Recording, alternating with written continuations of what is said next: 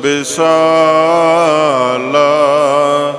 ਧਰੂੰ ਤਰਾ ਪਰ ਪੁੰਨ ਪੁੰਨ ਸੀਸਾ, ਪੁੰਨ ਪੁੰਨ ਸੀਸਾ। ਬੰਦੋ ਬਾਰ ਬਾਰ ਜਗਦੀਸ਼ਾ। ਸ੍ਰੀ ਗੁਰ ਸ਼ਬਦ ਕਮਾਏ ਜਿਨ, ਜੀਤੇ ਪੰਚ ਵਿਕਾਰ। ਤਿਨ ਸੰਤਨ ਕਉ ਬੰਦਨਾ, ਸਿਰ ਚਰਨਨ ਪਰ ਧਾਰ। ਜਿਸ ਮਹਿ ਅੰਮ੍ਰਿਤ ਗਿਆਨ ਹੈ, ਮਾਣਕ ਭਗਤ ਵੈਰਾਗ। ਗੁਰੂ ਗ੍ਰੰਥ ਸਾਹਿਬ ਉਦਦ, ਬੰਦੋ ਕਰ ਅਨੁਰਾਗ। ਏਕ ਓੰਕਾਰਾ ਸਤਿਗੁਰੂ, ਤੇ ਪ੍ਰਸਾਦ ਸਚ ਹੋਏ। ਵਾਹਿਗੁਰੂ ਜੀ ਕੀ ਫਤਿਹ ਹੈ, ਵਿਘਨ ਵਿਨਾਸ਼ਨ ਸੋਏ। ਵਾਹਿਗੁਰੂ ਜੀ ਕੀ ਫਤਿਹ ਹੈ, ਵਿਘਨ ਵਿਨਾਸ਼ਨ ਸੋਏ। ਸਤਨਾਮ ਸ੍ਰੀ ਵਾਹਿਗੁਰੂ ਸਾਹਿਬ ਜੀ। ਦੋਹਰਾ। ਸ੍ਰੀ ਅਰਜਨ ਬੈਠਿਓ ਗੁਰੂ, ਜਾਨਤ ਸਕਲ ਪ੍ਰਸੰਗ। ਇਹ ਦੀਨੇ ਦਰਸ਼ਨ ਕਰਿਓ, ਭਾ ਸੀਤਲ ਸਰਬੰਗ। ਸ੍ਰੀ ਅਰਜਨ ਬੈਠਿਓ ਗੁਰੂ। ਵਾਹਿਗੁਰੂ ਜੀ ਕਾ ਖਾਲਸਾ, ਵਾਹਿਗੁਰੂ ਜੀ ਕੀ ਫਤਿਹ। ਪਰਮ ਸਨਮਾਨਯੋਗ ਸਤਿਗੁਰੂ, ਹਲਤ ਪਲਤ ਕੇ ਰਖਿਅਕ, दीन दुनी के सहायक, पतित पावन भगत वत्सल, कृपा सिंध सतगुरु शब्द गुरु। धन धन धन सतगुरु श्री गुरु ग्रंथ साहिब जी महाराज। सतगुरु जी की पावन पवित्र हजूरी अंदर, सत संगत रूप अंदर जुड़ मिल बैठी सत्कारयोग साध संगत जी। सतगुरु साहिब जी दे तरस सदका ਸਾਹਿਬਾਂ ਦੀ ਪਾਵਨ ਪਵਿੱਤਰ ਗੋਦ ਦਾ ਨਿਗ ਮਾਨਣ ਦਾ ਸੁਭਾਗ ਸਮਾਂ ਸਾਨੂੰ ਸਭਨਾਂ ਨੂੰ ਪ੍ਰਾਪਤ ਹੋਇਆ ਹੈ।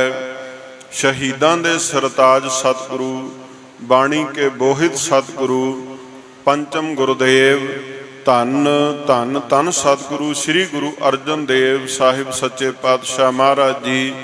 ਸਤਿਗੁਰੂ ਜੀ ਦੇ ਸ਼ਹੀਦੀ ਗੁਰਪੁਰਬ ਨੂੰ ਮੁੱਖ ਰੱਖਦਿਆਂ ਹੋਇਆਂ इस पावन पवित्र अस्थान गुरुद्वारा श्री रामसर साहिब जी विखे सतगुरु जी दे शहीदी प्रसंग की जो कथा कल दे रोज तो आरंभ हुई है, आप सरबत संगतां ने कल दे दीवान अंदर महाकवि भाई संतोख सिंह जी तिन्हां दी रसना तो लिखत ग्रंथ श्री गुरप्रताप सूरज ग्रंथ दे अध्याय दी कथा आप जी ने सरवण कीती कि किस प्रकार सतगुरु गुरु अर्जन देव साहिब सच्चे पातशाह महाराज जदों श्री तरन तारण साहिब वाले अस्थान उपर सुभाईमान हन, उस वेले जहांगीर तो बागी आकी होया शहजादा खुसरो सतगुरु जी दे कोल आउंदा है।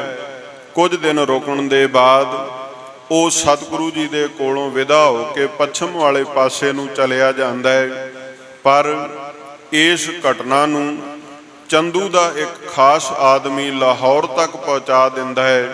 चंदू नूं जा करके दसदा है कि जिस खुसरो नूं बादशाह ने अपने राज तो देश तो निकाला दे दिता है, जिहदे बारे हुक्म कीता सी कि कोई भी इहदे नाल किसी प्रकार की सांझ ना रखे, उस बागी बाद खुसरो नूं जिहड़ा है वो गुरु अर्जन देव महाराज जी ने पनाह शरण दिती है। जदों चंदू नूं इस गल का पता लगा, क्योंकि चंदू ਉਹ ਪਹਿਲਾਂ ਹੀ ਸਤਿਗੁਰੂ ਗੁਰੂ ਅਰਜਨ ਦੇਵ ਮਹਾਰਾਜ ਸੱਚੇ ਪਾਤਸ਼ਾਹ ਜੀ ਦੇ ਨਾਲ ਮਨ ਦੇ ਅੰਦਰ ਆਕਾਰਨੀ ਵੈਰ ਰੱਖ ਰਿਹਾ ਸੀ। ਆਪਾਂ ਕੱਲ ਇਹ ਸਰਵਣ ਕੀਤਾ ਹੈ। ਬਾਦਸ਼ਾਹ ਦੇ ਕੋਲ ਗਿਆ, ਵਧਾ ਚੜਾ ਕੇ ਬਾਦਸ਼ਾਹ ਨੂੰ ਸਤਿਗੁਰੂ ਦੇ ਪਰਥਾਏ ਉਹਨੇ ਬਹੁਤ ਮਾੜੇ ਬਚਨ ਕਹੇ ਔਰ ਆਪਣਾ ਅਸਰ ਰਸੂਖ ਵਰਤਦਿਆਂ ਹੋਇਆਂ ਗੁਰੂ ਅਰਜਨ ਦੇਵ ਸਾਹਿਬ ਸੱਚੇ ਪਾਤਸ਼ਾਹ ਮਹਾਰਾਜ ਜੀ ਦੇ ਨਾਮ ਇੱਕ ਸਰਕਾਰੀ ਪਰਵਾਨਾ ਬਾਦਸ਼ਾਹ ਦੇ ਦਸਤਖਾਨ ਦੇ ਹੇਠ ਲਿਖਵਾਇਆ ਹੈ ਔਰ ਇੱਕ ਮਨੁੱਖ ਸੱਦਿਆ ਹੈ ਆਪਣੇ ਰਾਜ ਦੇ ਵਿੱਚੋਂ ਜਿਹੜਾ ਉਹਨਾਂ ਦਾ ਨੌਕਰ ਹੈ, ਤੇ ਉਹਨੂੰ ਸੱਦ ਕਰਕੇ ਇਹ ਬਚਨ ਆਖੇ ਕਿ ਤੁਸਾਂ ਅੰਮ੍ਰਿਤਸਰ ਜਾਣਾ ਹੈ ਤੇ ਉੱਥੇ ਜਾ ਕੇ ਇਹ ਸਰਕਾਰੀ ਪਰਵਾਨਾ ਗੁਰੂ ਅਰਜਨ ਜੀ ਨੂੰ ਦੇਣਾ ਹੈ, ਤੇ ਨਾਲ ਚੰਦੂ ਜਿਹੜਾ ਕਿ ਭੈੜੀ ਖੋਟੀ ਮੱਤ ਵਾਲਾ ਹੈ ਇਹ ਹਦਾਇਤ ਕਰਦਾ ਹੈ ਵੀ ਉੱਥੇ ਜਾ ਕੇ ਜਿਹੜੀ ਹੈ ਕਿਸੇ ਵੀ ਤਰ੍ਹਾਂ ਦੀ ਕੋਈ ਨਰਮਾਈ ਨਹੀਂ ਵਰਤਣੀ, ਸਖਤੀ ਦੇ ਨਾਲ ਪੇਸ਼ ਆਉਣਾ ਹੈ, ਕਿਉਂਕਿ ਤੂੰ ਬਾਦਸ਼ਾਹ ਦਾ ਭੇਜਿਆ ਹੋਇਆ ਜਾ ਰਿਹਾ ਹੈ, ਤੇਰੇ ਕੋਲ ਅਧਿਕਾਰ ਹੈ, ਤੂੰ ਉਸ ਅਧਿਕਾਰ ਦੀ ਵਰਤੋਂ ਕਰਦਿਆਂ ਹੋਇਆਂ ਬੜੇ ਸਖਤ ਬਚਨ ਜਿਹੜੇ ਹਨ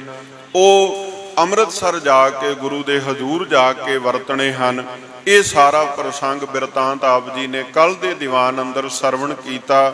ਆਓ ਜੋ ਅੱਜ ਦਾ ਜੋ ਸਾਰਾ ਪ੍ਰਸੰਗ ਹੈ, ਜੋ ਬਿਰਤਾਂਤ ਕਿ ਕਿਸ ਪ੍ਰਕਾਰ ਉਹ ਇਹਦੀਆ ਪਰਵਾਨਾ ਲੈ ਕਰਕੇ ਆਉਂਦਾ ਹੈ ਔਰ ਉਸ ਦੇ ਆਏ ਹੋਏ ਪਰਵਾਨੇ ਨੂੰ ਪੜਨ ਖੋਲਣ ਤੋਂ ਬਾਅਦ ਸਤਿਗੁਰੂ ਗੁਰੂ ਅਰਜਨ ਦੇਵ ਮਹਾਰਾਜ ਜੀ ਜੋ ਨਿਰਣਾ ਕਰਦੇ ਹਨ ਉਹਦੇ ਪਰਥਾਏ ਜੋ ਕਥਾ ਹੈ ਅੱਜ ਦੇ ਦੀਵਾਨ ਅੰਦਰ ਸਰਵਣ ਕਰਨ ਦਾ ਯਤਨ ਕਰੀਏ। ਜਿਤਨੇ ਸਰੀਰ ਆਪ ਦੀ ਜੁੜ ਬੈਠੇ ਹੋ ਬਾ ਅਦਬ ਸਾਹਿਬਾਂ ਨੂੰ ਸੀਸ ਝੁਕਾਈਏ, ਪਿਆਰ ਤੇ ਸਤਿਕਾਰ ਸਹਿਤ ਉਚਾਰਨ ਕਰੋ ਜੀ। ਸਤਨਾਮ ਸ੍ਰੀ ਵਾਹਿਗੁਰੂ ਸਾਹਿਬ ਜੀ। ਸਤਨਾਮ ਸ੍ਰੀ ਵਾਹਿਗੁਰੂ ਸਾਹਿਬ ਜੀ। ਦੋਹਰਾ ਸ੍ਰੀ ਅਰਜਨ ਬੈਠਿਓ ਗੁਰੂ, ਜਾਣਤ ਸਗਲ ਪ੍ਰਸੰਗ।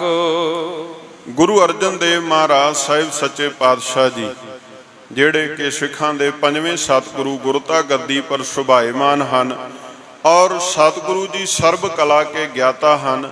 ਆਉਣ ਵਾਲੇ ਸਮੇਂ ਦੀ ਸਾਰੀ ਵਿਚਾਰ ਨੂੰ ਸਤਿਗੁਰੂ ਸੱਚੇ ਪਾਤਸ਼ਾਹ ਜੀ ਭਲੀ ਪ੍ਰਕਾਰ ਹੀ ਜਾਣਦੇ ਹਨ। ਅਹਦੀ ਨੇ ਦਰਸ਼ਨ ਕਰਿਓ, ਭਾ ਸੀਤਲ ਸਰਬੰਗ। ਸਤਿਗੁਰੂ ਸੱਚੇ ਪਾਤਸ਼ਾਹ ਮਹਾਰਾਜ ਜੀ ਸ੍ਰੀ ਅੰਮ੍ਰਿਤਸਰ ਸਾਹਿਬ ਜੀ ਦੀ ਪਾਵਨ ਧਰਤੀ ਤੇ ਬਿਰਾਜਮਾਨ ਹਨ, ਤੇ ਇੱਥੇ ਹੀ ਸਤਿਗੁਰਾਂ ਦੇ ਕੋਲ ਉਹ ਅਹਿਦੀਆ ਜਿਹੜਾ ਕਿ ਚੰਦੂ ਦੀਵਾਨ ਨੇ ਭੇਜਿਆ ਹੋਇਆ ਪਰਵਾਨਾ ਦੇ ਕਰਕੇ ਉਹ ਸਾਹਿਬ ਜੀ ਦੇ ਦਰਬਾਰ ਵਿੱਚ ਆਇਆ ਹੈ। ਆ ਕਰਕੇ ਜਦੋਂ ਉਹਨੇ ਮਹਾਰਾਜ ਸਾਹਿਬ ਜੀ ਦੇ ਦਰਸ਼ਨ ਕੀਤੇ ਹਨ, ਇਉਂ ਮਾਨੋ ਕਿ ਉਸ ਅਹਿਦੀਏ ਨੂੰ ਜਿਹੜਾ ਕਿ ਪਹਿਲੀ ਵਾਰ ਸਤਿਗੁਰਾਂ ਦੇ ਹਜ਼ੂਰ ਆ ਰਿਹਾ, ਸਰਕਾਰ ਦੀ ਨੌਕਰੀ ਕਰਦਾ ਹੈ, ਤੇ ਉਹਨੇ ਸਤਿਗੁਰਾਂ ਦੇ ਦਰਸ਼ਨ ਕੀਤੇ। ਉਹਦੇ ਅੰਗ ਅੰਗ ਦੇ ਅੰਦਰ ਮਹਾਰਾਜ ਸਾਹਿਬ ਜੀ ਦੇ ਦਰਸ਼ਨ ਕਰਨ ਤੋਂ ਬਾਅਦ ਸ਼ੀਤਲਤਾ ਠੰਡਕ ਵਰਤ ਗਈ ਹੈ। ਚਾਓ ਪਈ ਲਿਖਿਓ ਸ਼ਾਹ ਕੋ ਧਰਿਓ ਅਗਾਰੀ। ਹੁਣ ਜਿਸ ਕਾਰਜ ਵਾਸਤੇ ਉਹ ਆਇਆ, ਜਿਹੜਾ ਪਰਵਾਨਾ ਲੈ ਕੇ ਆਇਆ ਹੈ, ਉਹ ਪਰਵਾਨਾ ਉਹ ਚਿੱਠੀ ਜਿਹੜੀ ਹੈ ਜਿਹੜੀ ਕਿ ਬਾਦਸ਼ਾਹ ਦੇ ਵੱਲੋਂ ਲਿਖੀ ਹੋਈ ਹੈ, ਉਹਨੇ ਗੁਰੂ ਅਰਜਨ ਦੇਵ ਮਹਾਰਾਜ ਜੀ ਦੇ ਸਾਹਮਣੇ ਰੱਖ ਦਿੱਤੀ ਹੈ। ਆਪ ਜੋਰ ਕਰ ਬੰਧਨ ਧਾਰੀ। ਜਦੋਂ ਚਿੱਠੀ ਰੱਖੀ ਹੈ ਸਤਿਗੁਰਾਂ ਨੂੰ, ਉਹਦੇ ਬਾਅਦ ਉਹਨੇ ਦੋਏ ਹੱਥ ਜੋੜ ਕਰਕੇ ਆਪ ਉਸ ਅਹਿਦੀਏ ਨੇ ਨਮਸਕਾਰ ਕੀਤੀ ਹੈ। ਦੇਖ ਸਰੂਪ ਸੁਭਾਵ ਵਿਸਾਲਾ। ਤੇ ਸਤਿਗੁਰੂ ਗੁਰੂ ਅਰਜਨ ਦੇਵ ਮਹਾਰਾਜ ਸਾਹਿਬ ਜੀ ਦਾ ਉਹਨੇ ਸੁਭਾਵ ਤੱਕਿਆ, ਮਹਾਰਾਜ ਸਾਹਿਬ ਜੀ ਦੇ ਦਰਸ਼ਨ ਦੀਦਾਰ ਕੀਤੇ ਹਨ। ਅਹਿਦੀ ਕਹਿ ਨਾ ਸਕਿਓ ਤਿਸ ਕਾਲਾ। ਜਦੋਂ ਸਤਿਗੁਰਾਂ ਦੇ ਦਰਸ਼ਨ ਦੀਦਾਰ ਉਹ ਅਹਿਦੀਆ ਪਰਵਾਨਾ ਲੈ ਕੇ ਆਉਣ ਵਾਲਾ ਕਰਦਾ ਹੈ, ਤੇ ਜਿਹੜੇ ਬਚਨ ਉਹਨੂੰ, ਜਿਹੜੇ ਬੋਲ ਉਹਨੂੰ, ਜਿਹੜੇ ਖੋਟੇ ਬੋਲ ਚੰਦੂ ਨੇ ਸਿਖਾ ਕੇ ਭੇਜਿਆ ਸੀ ਵੀ ਤੂੰ ਜਾ ਕੇ ਸਖਤੀ ਦੇ ਨਾਲ ਬੜੇ ਸਖਤ ਬਚਨ ਉੱਥੇ ਕਰਨੇ ਨੇ, ਉਹਨਾਂ ਸਿਖਾਏ ਹੋਏ ਬੋਲਾਂ ਦੇ ਵਿੱਚੋਂ ਇੱਕ ਵੀ ਬੋਲ ਜਿਹੜਾ ਉਹ ਅਹਿਦੀਆ ਗੁਰੂ ਅਰਜਨ ਦੇਵ ਮਹਾਰਾਜ ਜੀ ਦੇ ਸਾਹਮਣੇ ਨਾ ਵਰਤ ਸਕਿਆ। ਸਤਿਗੁਰ ਸੋ ਖੁਲਾਏ ਪਠਵਾਇਓ। ਸਤਿਗੁਰੂ ਗੁਰੂ ਅਰਜਨ ਦੇਵ ਮਹਾਰਾਜ ਸਾਹਿਬ ਜੀ ਨੇ ਉਹ ਪਰਵਾਨਾ ਅਹਿਦੀਏ ਦਾ ਰੱਖਿਆ ਹੋਇਆ ਪਕੜਿਆ ਤੇ ਉਹਨੂੰ ਖੁਲਵਾ ਕੇ ਤੇ ਪੜਾਉਣਾ ਕੀਤਾ ਹੈ। ਧਨ 2 ਲੱਖ ਸ਼ਾਹੋ ਮੰਗਵਾਇਓ। ਹੁਣ ਉਸ ਪਰਵਾਨੇ ਵਿੱਚ ਕੀ ਲਿਖਿਆ ਹੋਇਆ ਹੈ ਕਿ ਤੁਹਾਡੇ ਪਾਸੋਂ ਬਾਦਸ਼ਾਹ ਜਹਾਂਗੀਰ ਨੇ 2 ਲੱਖ ਰੁਪਈਆ ਧਨ ਜਿਹੜਾ ਹੈ ਉਹ ਮੰਗਵਾਇਆ ਹੈ। ਸ੍ਰੀ ਅਰਜਨ ਸਗਰੀ ਬਿਦ ਜਾਨੀ। ਧੰਨ ਸਤਿਗੁਰੂ ਗੁਰੂ ਅਰਜਨ ਦੇਵ ਮਹਾਰਾਜ ਸਾਹਿਬ ਜੀ ਸਰਬ ਕਲਾ ਕੇ ਗਿਆਤਾ ਪ੍ਰਤੱਖ ਹਰ ਸਤਿਗੁਰੂ ਸਾਰੀ ਵਿਥਿਆ ਨੂੰ ਸਮਝਦੇ ਹਨ। ਤਜਨੀ ਕਾਇਆ ਆਪ ਪਛਾਨੀ। ਕਵੀ ਜੀ ਆਖਣ ਲੱਗੇ ਕਿ ਸਤਿਗੁਰੂ ਗੁਰੂ ਅਰਜਨ ਦੇਵ ਮਹਾਰਾਜ ਸਾਹਿਬ ਜੀ ਨੇ ਹੁਣ ਜਾਣ ਲਿਆ ਹੈ ਕਿ ਇਸ ਦੇਹ ਨੂੰ, ਇਸ ਸਰੀਰ ਨੂੰ ਤਿਆਗਣ ਦਾ ਸਮਾਂ ਆ ਚੁੱਕਿਆ ਹੈ। ਹਰ ਗੋਬਿੰਦ ਗੁਰ ਬੈਠੇ ਭਾਰੀ। ਮਨ ਦੇ ਅੰਦਰ ਖਿਆਲ ਆਇਆ ਕਿ ਅਗਲੇ ਸਮੇਂ, ਅਗਲੇਰੇ ਸਮੇਂ ਵਾਸਤੇ ਭਾਵ ਸਿੱਖਾਂ ਦੀ ਅਗਵਾਈ ਕੌਣ ਕਰੇਗਾ? ਸ੍ਰੀ ਹਰਗੋਬਿੰਦ ਸਾਹਿਬ ਸੱਚੇ ਪਾਤਸ਼ਾਹ ਮਹਾਰਾਜ ਜੀ ਉਹ ਗੁਰੂ ਸੁਭਾਏਮਾਨ ਹੋਵਣਗੇ, ਗੁਰਤਾ ਗੱਦੀ ਤੇ ਬਿਰਾਜਮਾਨ ਹੋਵਣਗੇ, ਜਿਨ੍ਹਾਂ ਦਾ ਬਹੁਤ ਵੱਡਾ ਬਲ, ਬੜਾ ਵੱਡਾ ਪ੍ਰਤਾਪ ਹੈ। ਮਹਾਬਲੀ ਬੜ ਸ਼ਸਤਰਨ ਧਾਰੀ। ਉਸ ਵੇਲੇ ਤੱਕ ਸਤਿਗੁਰੂ ਗੁਰੂ ਅਰਜਨ ਦੇਵ ਮਹਾਰਾਜ ਸਾਹਿਬ ਜੀ ਦੇ ਲਾਇਕ ਸਾਹਿਬਜ਼ਾਦੇ ਸ੍ਰੀ ਹਰਗੋਬਿੰਦ ਜੀ ਸ਼ਸਤਰ ਤੇ ਸ਼ਾਸਤਰ ਦੋਵੇਂ ਪ੍ਰਕਾਰ ਦੀ ਵਿਦਿਆ ਵਿੱਚ ਬੜੇ ਨਿਪੁੰਨ ਹਨ ਔਰ ਬਹੁਤ ਮਹਾਂਬਲੀ ਯੋਧੇ ਸੂਰਮੇ ਹਨ। ਏਕ ਦਿਵਸ ਅਹਦੀ ਕੋ ਰਾਖਿਓ। ਸੱਚੇ ਪਾਤਸ਼ਾਹ ਮਹਾਰਾਜ ਗਰੀਬ ਨਿਵਾਜ ਜੀ ਨੇ ਜਿਹੜਾ ਉਹ ਪਰਵਾਨਾ ਲੈ ਕੇ ਐਦੀ ਆਇਆ ਹੋਇਆ ਸੀ ਨਾ, ਉਹਨੂੰ ਇੱਕ ਰਾਤ ਆਪਣੇ ਕੋਲ ਉਹਨੂੰ ਜਿਹੜਾ ਹੈ ਟਿਕਣ ਦਾ, ਟਿਕਾਣਾ ਕਰਨ ਦਾ ਹੁਕਮ ਕੀਤਾ ਹੈ। ਭਈ ਪ੍ਰਾਤ ਤੇ ਸਤਿਗੁਰ ਭਾਖਿਓ। ਐਦੀ ਸਤਿਗੁਰਾਂ ਦੇ ਦਰਬਾਰ ਵਿੱਚ ਰਾਤ ਰੁਕਿਆ ਤੇ ਅਗਲੀ ਜਦੋਂ ਸਵੇਰ ਹੋਈ ਸਾਹਿਬ ਸੱਚੇ ਪਾਤਸ਼ਾਹ ਮਹਾਰਾਜ ਜੀ ਉਸ ਐਦੀਏ ਨੂੰ ਬੁਲਾ ਕੇ ਉਹਨੂੰ ਮੁਖਾਤਿਬ ਹੋ ਕਰਕੇ ਇਉਂ ਬਚਨ ਆਖਣ ਲੱਗੇ ਹਨ। ਹਮ ਲਾਹੌਰ ਆਪੇ ਚੱਲ ਜਾਹਾਂ। ਸਾਹਿਬ ਆਖਣ ਲੱਗੇ ਵੀ ਅਸੀਂ ਆਪ ਲਾਹੌਰ ਚੱਲ ਕੇ ਆਵਾਂਗੇ। ਕਹਾਂ ਸ਼ਾਹ ਜੋ ਤਿਹ ਠਾਂਦਾ ਹੈ। ਤੇ ਜੋ ਬਾਦਸ਼ਾਹ ਚਾਹੁੰਦਾ ਹੈ ਨਾ, ਜੋ ਉਹਨੇ ਇੱਥੇ ਇਸ ਪਰਵਾਨੇ ਵਿੱਚ ਲਿਖ ਕੇ ਭੇਜਿਆ, ਜੋ ਉਹਦੇ ਮਨ ਦੀ ਭਾਵਨਾ ਹੈ, ਉਹ ਅਸੀਂ ਆਪ ਹੀ ਲਾਹੌਰ ਆ ਕੇ ਪੂਰੀ ਕਰ ਦਿਆਂਗੇ। ਜੋ ਵੀ ਉਹ ਚਾਹੁੰਦਾ ਹੋਏਗਾ ਤੇ ਉਹ ਅਸੀਂ ਲਾਹੌਰ ਆ ਕੇ ਉਹਨੂੰ ਦੇਣਾ ਕਰਾਂਗੇ। ਇਸ ਪ੍ਰਕਾਰ ਕਹਿ ਦੀ ਤੋਰਿਓ। ਸੱਚੇ ਪਾਤਸ਼ਾਹ ਮਹਾਰਾਜ ਜੀ ਨੇ ਇਉਂ ਆਪਣਾ ਫੈਸਲਾ ਜਿਹੜਾ ਸੀ ਉਹ ਐਦੀਏ ਨੂੰ ਪਰਵਾਨਾ ਲੈ ਕੇ ਆਏ ਹੋਏ ਨੂੰ ਸੁਣਾ ਕੇ ਤੇ ਤੁਰ ਜਾਣ ਦਾ, ਚਲੇ ਜਾਣ ਦਾ ਇਸ਼ਾਰਾ ਕਰ ਦਿੱਤਾ ਹੈ। ਬੋਲਿਓ ਸੋ ਨਿਜ ਹੱਥ ਨ ਜੋਰਿਓ। ਹੁਣ ਐਦੀਆ ਤੁਰਨ ਲੱਗਾ ਹੈ। ਸਰਕਾਰ ਦਾ ਉਹ ਨੌਕਰ ਹੈ, ਸਰਕਾਰ ਦੀ ਦਿੱਤੀ ਹੋਈ ਚਿੱਠੀ ਸਤਿਗੁਰਾਂ ਤੱਕ ਲੈ ਕੇ ਆਇਆ, ਪਰ ਜਦੋਂ ਗੁਰੂ ਦਰਬਾਰ ਵਿੱਚ ਇੱਕ ਰਾਤ ਟਿਕਿਆ ਹੈ, ਉਹਨੇ ਸਾਰੇ ਹਾਲਾਤ ਨੂੰ ਜਾਣਿਆ, ਤੱਕਿਆ, ਡਿਠਿਆ ਹੈ ਤੇ ਚੰਦੂ ਦੇ ਕਹੇ ਹੋਏ ਬੋਲਾਂ ਵਿੱਚੋਂ ਇੱਕ ਵੀ ਬੋਲ ਉਹਨੇ ਆਪਣੀ ਜ਼ੁਬਾਨ ਤੋਂ ਮਾੜਾ ਨਹੀਂ ਉਚਾਰਿਆ। ਮਹਾਰਾਜ ਜੀ ਦੇ ਕੋਲੋਂ ਜਦੋਂ ਉਹ ਤੁਰਨ ਲੱਗਾ ਹੈ ਤੇ ਉਸ ਵੇਲੇ ਉਹਨੇ ਦੋਵੇਂ ਹੱਥ ਜੋੜ ਕੇ ਇੱਕ ਬੇਨਤੀ, ਇੱਕ ਅਰਜ਼ ਕੀਤੀ ਹੈ। ਜਿਮ ਚੰਦੂ ਨੇ ਮੋਹੇ ਪਠਾਇਓ। ਹੇ ਗਰੀਬ ਨਿਵਾਜ ਸਤਿਗੁਰੂ ਗੁਰੂ ਅਰਜਨ ਦੇਵ ਮਹਾਰਾਜ ਜੀ, ਮੈਂ ਚੰਦੂ ਦਾ ਭੇਜਿਆ ਹੋਇਆ ਤੁਹਾਡੇ ਕੋਲ ਆਇਆ ਹਾਂ। ਕੋਟੇ ਬਾਕਣ ਸੋ ਕੋ ਸਿਖਰਾਇਓ। ਉਹਨੇ ਇਕੱਲਾ ਮੈਨੂੰ ਪਰਵਾਨਾ ਲੈ ਕੇ ਆਉਣ ਵਾਸਤੇ ਹੀ ਨਹੀਂ ਕਿਹਾ, ਸਗੋਂ ਬਹੁਤ ਭੈੜੇ ਤੇ ਖੋਟੇ ਬਚਨ ਜਿਹੜੇ ਹਨ ਉਹ ਮੈਨੂੰ ਸਿਖਾਏ। ਕਿਸ ਵਾਸਤੇ?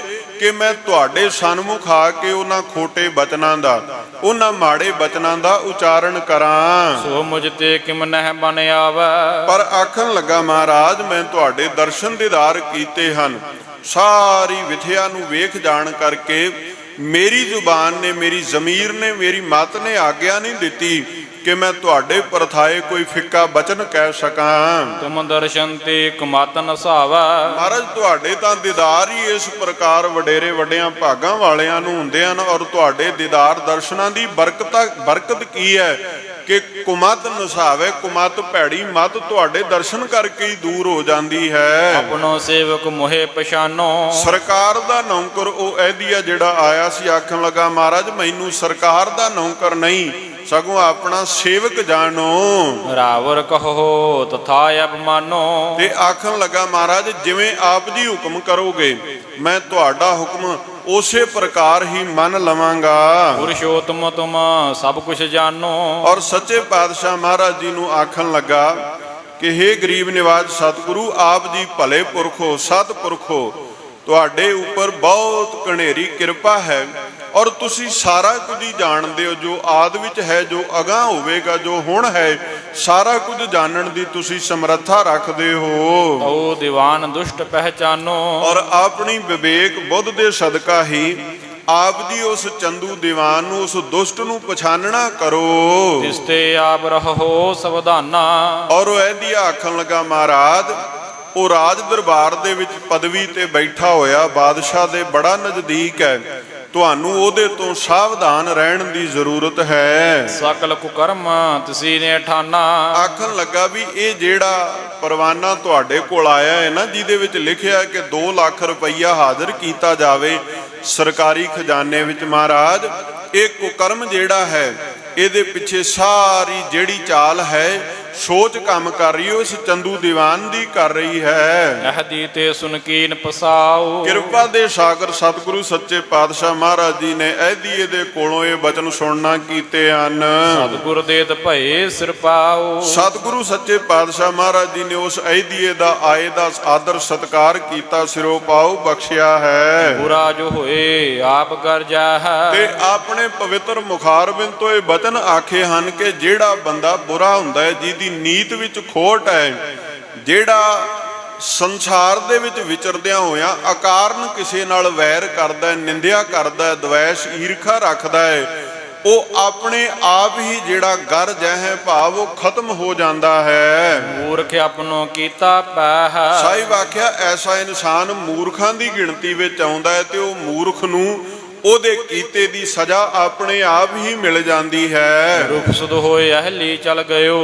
ਹੁਣ ਐਦੀਆ ਸਤਿਗੁਰੂ ਸੱਚੇ ਪਾਤਸ਼ਾਹ ਮਹਾਰਾਜ ਜੀ ਦੇ ਨਾਲ ਇਹ ਬਚਨ ਵਿਲਾਸ ਕਰਨ ਤੋਂ ਬਾਅਦ ਜਿਸ ਪਾਸੇ ਤੋਂ ਆਇਆ ਸੀ ਉਸ ਪਾਸੇ ਆਪਣੀ ਮੰਜ਼ਿਲ ਵੱਲ ਭਾਵ ਲਾਹੌਰ ਪਹੁੰਚ ਗਿਆ ਹੈ। ਚੰਦੂ ਸੰਗ ਕਹਿਤ ਇਮ ਭਇਓ। ਜਾ ਕਰਕੇ ਉਹਨੇ ਚੰਦੂ ਨੂੰ ਸਾਰੀ ਵਿਥਿਆ ਵਾਰਤਾ ਦੱਸਣਾ ਕੀਤੀ ਹੈ। ਮੁਝ ਕੋ ਕਹਿਓ ਆਪ ਹਮ ਆਵੈ। ਹੁਣ ਚੰਦੂ ਜਿਹੜਾ ਕਿ ਇਹ ਸੋਚ ਰਿਹਾ ਸੀ ਕਿ ਮੈਂ 2 ਲੱਖ ਦਾ ਜੁਰਮਾਨਾ ਲਿਖ ਕੇ ਘੱਲਿਆ ਹੈ ਚਿੱਠੀ ਦੇ ਅੰਦਰ, ਤੇ ਨਾਲ ਇਹ ਸਖਤ ਤਾਕੀਦ ਕੀਤੀ ਸੀ ਇਹਦੀ ਨੂੰ ਕਿ ਤੂੰ 2 ਲੱਖ ਰੁਪਈਆ ਲੈ ਕੇ ਆਉਣਾ ਹੈ ਤੇ 2 ਲੱਖ ਰੁਪਈਏ ਲਏ ਤੋਂ ਬਿਨਾਂ ਵਾਪਸ ਨਹੀਂ ਆਉਣਾ। ਜਦੋਂ ਉਹਨੇ ਇਹਦੀ ਨੂੰ ਖਾਲੀ ਵੇਖਿਆ ਤੇ ਸਾਰਾ ਬਿਰਤਾਂਤ ਪੁੱਛਿਆ, ਆਖਣ ਲੱਗਾ ਕਿ ਤੂੰ ਇਸ ਤਰ੍ਹਾਂ ਦੱਸ ਕਿ ਉਥੇ ਕੀ ਵਾਰਤਾ ਹੋਈ। ਸਾਰਾ ਕੁਝ ਉਸ ਇਹਦੀ ਨੇ ਦੱਸਿਆ ਤੇ ਨਾਲ ਇਹ ਵੀ ਦੱਸਣਾ ਕੀਤਾ ਕਿ ਗੁਰੂ ਅਰਜਨ ਦੇਵ ਮਹਾਰਾਜ ਜੀ ਨੇ ਆਖਿਆ ਕਿ 2 ਲੱਖ ਰੁਪਈਆ ਇਹਦੀ ਨੂੰ ਨਹੀਂ ਦੇਣਾ, ਅਸੀਂ ਆਪ ਚੱਲ ਕੇ ਲਾਹੌਰ ਆਵਾਂਗੇ। ਕਹਾ ਸ਼ਾਹ ਸੋ ਤਹਾਂ ਦੇਵਾਵੈ। ਤੇ ਆਖਣ ਲੱਗੇ ਜਦੋਂ ਅਸੀਂ ਲਾਹੌਰ ਆ ਗਏ ਨਾ, ਜੋ ਵੀ ਸ਼ਾਹ ਨੂੰ ਭਾਵ ਬਾਦਸ਼ਾਹ ਨੂੰ ਚਾਹੀਦਾ ਹੋਵੇਗਾ ਉਹ ਅਸੀਂ ਆਪ ਹੀ ਬਾਦਸ਼ਾਹ ਨੂੰ ਉਥੋਂ ਲਾਹੌਰ ਦੇ ਵਿੱਚੋਂ ਹੀ ਦਵਾ ਦੇਵਾਂਗੇ। ਸੁਣ ਖੁਣ ਸਿਓ ਗਮਨੋ ਢਿਗ ਸ਼ਾਹੂ। ਹੁਣ ਜਦੋਂ ਇਹ ਗੱਲ ਸੁਣੀ ਵੀ ਜਿਹੜਾ ਸਰਕਾਰੀ ਪਰਵਾਨਾ ਬਾਦਸ਼ਾਹ ਦੇ ਦਸਤਖਾਂ ਦੇ ਹੇਠ ਭੇਜਿਆ ਸੀ ਤੇ ਗੁਰੂ ਅਰਜਨ ਦੇਵ ਜੀ ਨੇ ਇਹਨਾਂ ਦੀ ਕੋਈ ਪਰਵਾਹ ਨਹੀਂ ਕੀਤੀ ਹੈ, ਆਪਣੇ ਮਨ ਦੇ ਅੰਦਰ ਬੜੀ ਈਰਖਾ, ਬੜੀ ਖੁਨਸ ਦੇ ਨਾਲ, ਬਹੁਤ ਹੀ ਦਵੈਸ਼ ਭਾਵਨਾ ਦੇ ਨਾਲ ਜਿਹੜਾ ਹੈ ਉਹਨੇ ਆਪਣਾ ਮਨ ਭਰਿਆ ਤੇ ਛੇਤੀ ਦੇ ਨਾਲ ਬਾਦਸ਼ਾਹ ਦੇ ਕੋਲ ਪਹੁੰਚ ਗਿਆ ਹੈ। ਕਰੀ ਅਰਜ ਹੋਇਆ ਕਰ ਤਬ ਪਾਹੂ। ਬਾਦਸ਼ਾਹ ਦੇ ਸਾਹਮਣੇ ਜਾ ਕੇ ਤੇ ਚੰਦੂ ਦੀਵਾਨ ਇਉਂ ਬੇਨਤੀ ਕਰਨ ਲੱਗਾ ਹੈ, ਨਾ ਸ਼੍ਰੀ ਅਰਜਨ ਧਨ ਕੁਛ ਦੀਨੋ। ਆਖਣ ਲੱਗਾ ਬਾਦਸ਼ਾਹ ਸਲਾਮਤ ਸ੍ਰੀ ਅਰਜਨ ਜੀ ਨੇ ਧਨ ਦਾ 1 ਟਕਾ 1 ਪੈਸਾ ਵੀ ਜਿਹੜਾ ਉਹ ਐਦੀਏ ਨੂੰ ਨਹੀਂ ਦਿੱਤਾ ਹੈ। ਹਦੀ ਸੰਗ ਨਾ ਆਵਨ ਕੀਨੋ। ਨਾ ਤੇ ਧਨ ਦਿੱਤਾ ਹੈ ਤੇ ਨਾ ਉਹ ਆਪ ਹੀ ਐਦੀਏ ਦੇ ਨਾਲ ਚੱਲ ਕੇ ਆਏ ਹਨ। ਨਹੀਂ ਤਰਾਸ ਕੁਛ ਕਰਹਿ ਤੁਮਾਰੂ। ਹੇ ਬਾਦਸ਼ਾਹ ਇਦਾਂ ਤੇ ਲੱਗਦਾ ਹੈ ਵੀ ਉਹਨਾਂ ਨੂੰ ਤੁਹਾਡਾ ਕਿਸੇ ਪ੍ਰਕਾਰ ਦਾ ਕੋਈ ਡਰ, ਕੋਈ ਭੈ ਹੈ ਹੀ ਨਹੀਂ ਹੈ। ਹੁਕਮ ਅਦੂਲੀ ਗੁਣਹਿ ਵਿਚਾਰੂ। ਤੁਸੀਂ ਹਿੰਦੁਸਤਾਨ ਦੇ ਬਾਦਸ਼ਾਹ ਹੋ ਤੇ ਤੁਹਾਡਾ ਹੁਕਮ ਤੇ ਸਾਰੀ ਪ੍ਰਜਾ ਨੂੰ ਮੰਨਣਾ ਚਾਹੀਦਾ ਹੈ, ਪਰ ਸ੍ਰੀ ਅਰਜਨ ਜੀ ਨੇ ਤੁਹਾਡਾ ਹੁਕਮ ਨਹੀਂ ਮੰਨਿਆ, ਤੁਹਾਡੇ ਹੁਕਮ ਦੀ ਅਦੂਲੀ ਕੀਤੀ ਹੈ। ਇਸ ਹੁਕਮ ਅਦੂਲੀ ਨੂੰ ਵੀ ਗੁਨਾਹ ਹੀ ਜਾਣਨਾ ਚਾਹੀਦਾ ਹੈ। ਸ਼ਾਹੋ ਕਹਿਓ ਕੋ ਦਿਨ ਕਰ ਮੌਣ। ਹੁਣ ਬਾਦਸ਼ਾਹ ਜਹਾਂਗੀਰ ਆਖਣ ਲੱਗਾ ਚੰਦੂ ਦੀਵਾਨ ਨੂੰ ਕਿਹਾ ਕਿ ਕੁਝ ਦਿਨਾਂ ਵਾਸਤੇ ਤੂੰ ਬਿਲਕੁਲ ਸ਼ਾਂਤ ਤੇ ਚੁੱਪ ਹੋ ਕਰਕੇ ਬੈਠ ਜਾ। ਨਹਿ ਨ ਪਠਾਵੋ ਮਾਨਵ ਕੌਣ। ਆਖਣ ਲੱਗਾ ਵੀ ਹੁਣ ਕਿਸੇ ਮਨੁੱਖ ਨੂੰ ਅੰਮ੍ਰਿਤਸਰ ਸਾਹਿਬ ਗੁਰੂ ਅਰਜਨ ਦੇਵ ਦੇ ਕੋਲ ਨਹੀਂ ਭੇਜਣਾ ਹੈ। ਜੇ ਨਹਿ ਆਵੈ ਤਹ ਟਿਕ ਰਹਾ। ਜੇ ਉਹਨਾਂ ਨੇ ਇਹ ਗੱਲ ਆਖੀ ਏ ਕਿ ਉਹ ਆਪ ਲਾਹੌਰ ਚੱਲ ਕੇ ਆਉਣਗੇ, ਸਾਨੂੰ ਉਡੀਕ ਕਰਨੀ ਚਾਹੀਦੀ ਹੈ। ਕੁਝ ਦਿਨਾਂ ਤੱਕ ਤੂੰ ਸ਼ਾਂਤ ਹੋ ਜਾ, ਉਡੀਕ ਕਰ। ਜੇ ਉਹ ਸਾਡੇ ਕੋਲ ਨਹੀਂ ਆਉਂਦੇ, ਅੰਮ੍ਰਿਤਸਰ ਹੀ ਟਿਕੇ ਰਹਿੰਦੇ ਹਨ। ਪੁੰਨ ਤਿਉ ਕਰਹਿ ਜਥਾ ਤੂੰ ਕਹੈ। ਆਖਣ ਲੱਗੇ ਫਿਰ ਉਦਾਂ ਹੀ ਕਰਾਂਗੇ ਜਿਵੇਂ ਚੰਦੂ ਤੈਨੂੰ ਮਨਜ਼ੂਰ ਹੋਵੇਗਾ, ਜਿਵੇਂ ਤੂੰ ਕਹੇਂਗਾ ਉਹਦੇ ਤੋਂ ਬਾਅਦ ਫਿਰ ਉਸੇ ਤਰ੍ਹਾਂ ਕੀਤਾ ਜਾਵੇਗਾ। ਇਤ ਸ੍ਰੀ ਅਰਜਨ ਸਭ ਕੁਛ ਜਾਨਾ। ਇਧਰ ਧੰਨ ਸਤਿਗੁਰੂ ਗੁਰੂ ਅਰਜਨ ਦੇਵ ਮਹਾਰਾਜ ਪ੍ਰਤੱਖ ਹਰ ਸਤਿਗੁਰੂ ਜੋ ਸਾਰਾ ਕੁਝ ਜਾਣਨ ਦੇ ਸਮਰੱਥ ਸਤਿਗੁਰੂ ਹਨ। ਹੋਣਹਾਰ ਬਿਰਤੰਤ ਮਹਾਨਾ। ਮਹਾਰਾਜ ਜੀ ਨੇ ਜਾਣ ਲਿਆ ਕਿ ਆਉਣ ਵਾਲੇ ਸਮੇਂ ਵਿੱਚ ਅਗਲੇ ਸਮੇਂ ਵਿੱਚ ਹੁਣ ਕੀ ਹੋਵੇਗਾ। ਸ੍ਰੀ ਗੁਰੂ ਗ੍ਰੰਥ ਥਿਰੈ ਜਿਹੇ ਰੈਣ। ਜਿਸ ਜਗ੍ਹਾ ਦੇ ਉੱਤੇ ਧੰਨ ਸਤਿਗੁਰੂ ਸ੍ਰੀ ਗੁਰੂ ਗ੍ਰੰਥ ਸਾਹਿਬ ਮਹਾਰਾਜ ਜੀ ਦਾ ਰਾਤ ਨੂੰ ਵਿਸ਼ਰਾਮ ਕੀਤਾ ਜਾਂਦਾ, ਜਿੱਥੇ ਸੁਖ ਆਸਣ ਤੋਂ ਬਾਅਦ ਸਤਿਗੁਰੂ ਜੀ ਦੇ ਪਾਵਨ ਸਰੂਪ ਸੁਭਾਇਮਾਨ ਕੀਤੇ ਜਾਂਦੇ ਹਨ। ਸ੍ਰੀ ਕੋਠਾ ਸਾਹਿਬ ਆਪਾਂ ਨਾਮ ਜਾਣਦੇ ਹਾਂ, ਉਸ ਜਗ੍ਹਾ ਤੇ ਗੁਰੂ ਅਰਜਨ ਦੇਵ ਸਾਹਿਬ ਸੱਚੇ ਪਾਤਸ਼ਾਹ ਜੀ ਟਿਕੇ ਹਨ। ਤਿਸ ਥਿਲ ਬੈਠੇ ਤਿਸ ਥਲ ਬੈਠੇ ਜਿਨ ਕਹੈ ਭੈ ਨਾ। ਜਿਹੜੇ ਸਤਿਗੁਰੂ ਜੀ ਕਿਸੇ ਦਾ ਵੀ ਭੈ, ਕਿਸੇ ਬਾਦਸ਼ਾਹ ਦਾ ਡਰ ਨਹੀਂ ਰੱਖਦੇ, ਅਕਾਲ ਪੁਰਖ ਵਾਹਿਗੁਰੂ ਜੀ ਨਾਲ ਇਕਮਿਕ ਹੋਏ, ਉਸ ਜਗ੍ਹਾ ਤੇ ਧਰਤੀ ਤੇ ਆਸਣ ਲਾ ਕੇ ਸਤਿਗੁਰੂ ਵਿਰਾਜਮਾਨ ਹਨ। ਬ੍ਰਿਧ ਆਪਣੇ ਨਿਕਟ ਹਕਾਰਾ। ਆਪਣੇ ਕੋਲ ਬਾਬਾ ਬੁੱਢਾ ਸਾਹਿਬ ਜੀ ਨੂੰ ਸਤਿਗੁਰਾਂ ਨੇ ਬੁਲਾਇਆ ਹੈ। ਸਾਦਰ ਭਾਖਤ ਤਹਿ ਬੈਠਾਰਾ। ਸਤਿਗੁਰੂ ਦਾ ਹੁਕਮ ਸੁਣ ਕਰਕੇ ਜਦੋਂ ਬਾਬਾ ਬੁੱਢਾ ਜੀ ਆਏ ਤੇ ਬੜੇ ਆਦਰ ਦੇ ਨਾਲ ਸਤਿਗੁਰੂ ਗੁਰੂ ਅਰਜਨ ਦੇਵ ਮਹਾਰਾਜ ਜੀ ਨੇ ਬਾਬਾ ਬੁੱਢਾ ਸਾਹਿਬ ਜੀ ਨੂੰ ਕੋਲ ਬਿਠਾਇਆ ਹੈ। ਹੁਣ ਸ੍ਰੀ ਹਰਗੋਬਿੰਦ ਬੁਲਾਏ। ਬਾਬਾ ਬੁੱਢਾ ਜੀ ਦੇ ਕੋਲ ਆਉਣ ਤੋਂ ਬਾਅਦ ਸ੍ਰੀ ਹਰਗੋਬਿੰਦ ਸਾਹਿਬ ਜੀ ਆਪਣੇ ਸਾਹਿਬਜ਼ਾਦੇ ਨੂੰ ਵੀ ਬੁਲਾਉਣਾ ਕੀਤਾ ਹੈ। ਜੁਤ ਗੁਰਦਾਸ ਤਹਾਂ ਚੱਲ ਆਏ। ਸ੍ਰੀ ਹਰਗੋਬਿੰਦ ਸਾਹਿਬ ਜੀ ਭਾਈ ਗੁਰਦਾਸ ਸਾਹਿਬ ਜੀ ਦੇ ਸਹਿਤ ਇਕੱਠੇ ਹੋ ਕਰਕੇ ਉਸ ਜਗ੍ਹਾ ਤੇ ਚੱਲ ਕੇ ਆ ਕੇ ਪਹੁੰਚੇ ਹਨ। ਕਰੇ ਪ੍ਰੇਮ ਕੋ ਨਿਕਟ ਬਿਠਾਏ। ਉਹਨਾਂ ਨੂੰ ਵੀ ਬੜੇ ਸਤਿਕਾਰ ਦੇ ਸਹਿਤ, ਪਿਆਰ ਦੇ ਸਹਿਤ ਆਪਣੇ ਕੋਲ ਗੁਰੂ ਅਰਜਨ ਦੇਵ ਮਹਾਰਾਜ ਜੀ ਨੇ ਬਿਠਾਉਣਾ ਕੀਤਾ ਹੈ। ਅਬ ਸਮਰੱਥ ਹੋਏ ਬਲ ਪਾਏ। ਤੇ ਇਉਂ ਬਚਨ ਉਚਾਰੇ ਹਨ ਕਿ ਗੁਰੂ ਹਰਗੋਬਿੰਦ ਸਾਹਿਬ ਮਹਾਰਾਜ ਸੱਚੇ ਪਾਤਸ਼ਾਹ ਜੀ ਜਿਹੜੇ ਉਸ ਵੇਲੇ ਅਜੇ ਗੁਰਤਾ ਗੱਦੀ ਤੇ ਸੁਭਾਇਮਾਨ ਨਹੀਂ ਹੋਏ, ਪਰ ਉਹ ਬਹੁਤ ਬਲਸ਼ਾਲੀ ਯੋਧੇ ਹਨ, ਸਮਰੱਥ ਹਨ ਸਭ ਕਾਸੇ ਵਿੱਚ। ਕਹੋ ਬੁੱਢਾ ਸ੍ਰੀ ਹਰਗੋਬਿੰਦ। ਤੇ ਬਾਬਾ ਬੁੱਢਾ ਸਾਹਿਬ ਜੀ ਨੂੰ ਆਖਣ ਲੱਗੇ ਕਿ ਤੁਸੀਂ ਹਰਗੋਬਿੰਦ ਸਾਹਿਬ ਜੀ ਨੂੰ ਹੁਣ ਇਉਂ ਆਖਣਾ ਕਰੋ। ਅਬ ਸੁਚੇਤ ਭੇ ਬਲੀ ਬਿਲੰਦ। ਬੜੀ ਸਾਵਧਾਨਤਾ ਦੇ ਨਾਲ ਤੇ ਬਹੁਤ ਹੀ ਬਲ ਤੇ ਤਾਕਤ ਦੇ ਸਹਿਤ ਤੁਸੀਂ ਜਿਹੜਾ ਹੈ ਉਹ ਆਪਣੇ ਜੀਵਨ ਵਿੱਚ ਹੁਣ ਵਿਚਰਨ ਦਾ ਤੁਹਾਡਾ ਸਮਾਂ ਹੈ। ਗੁਰਤਾ ਗਾਦੀ ਬੈਠਣ ਯੋਗ।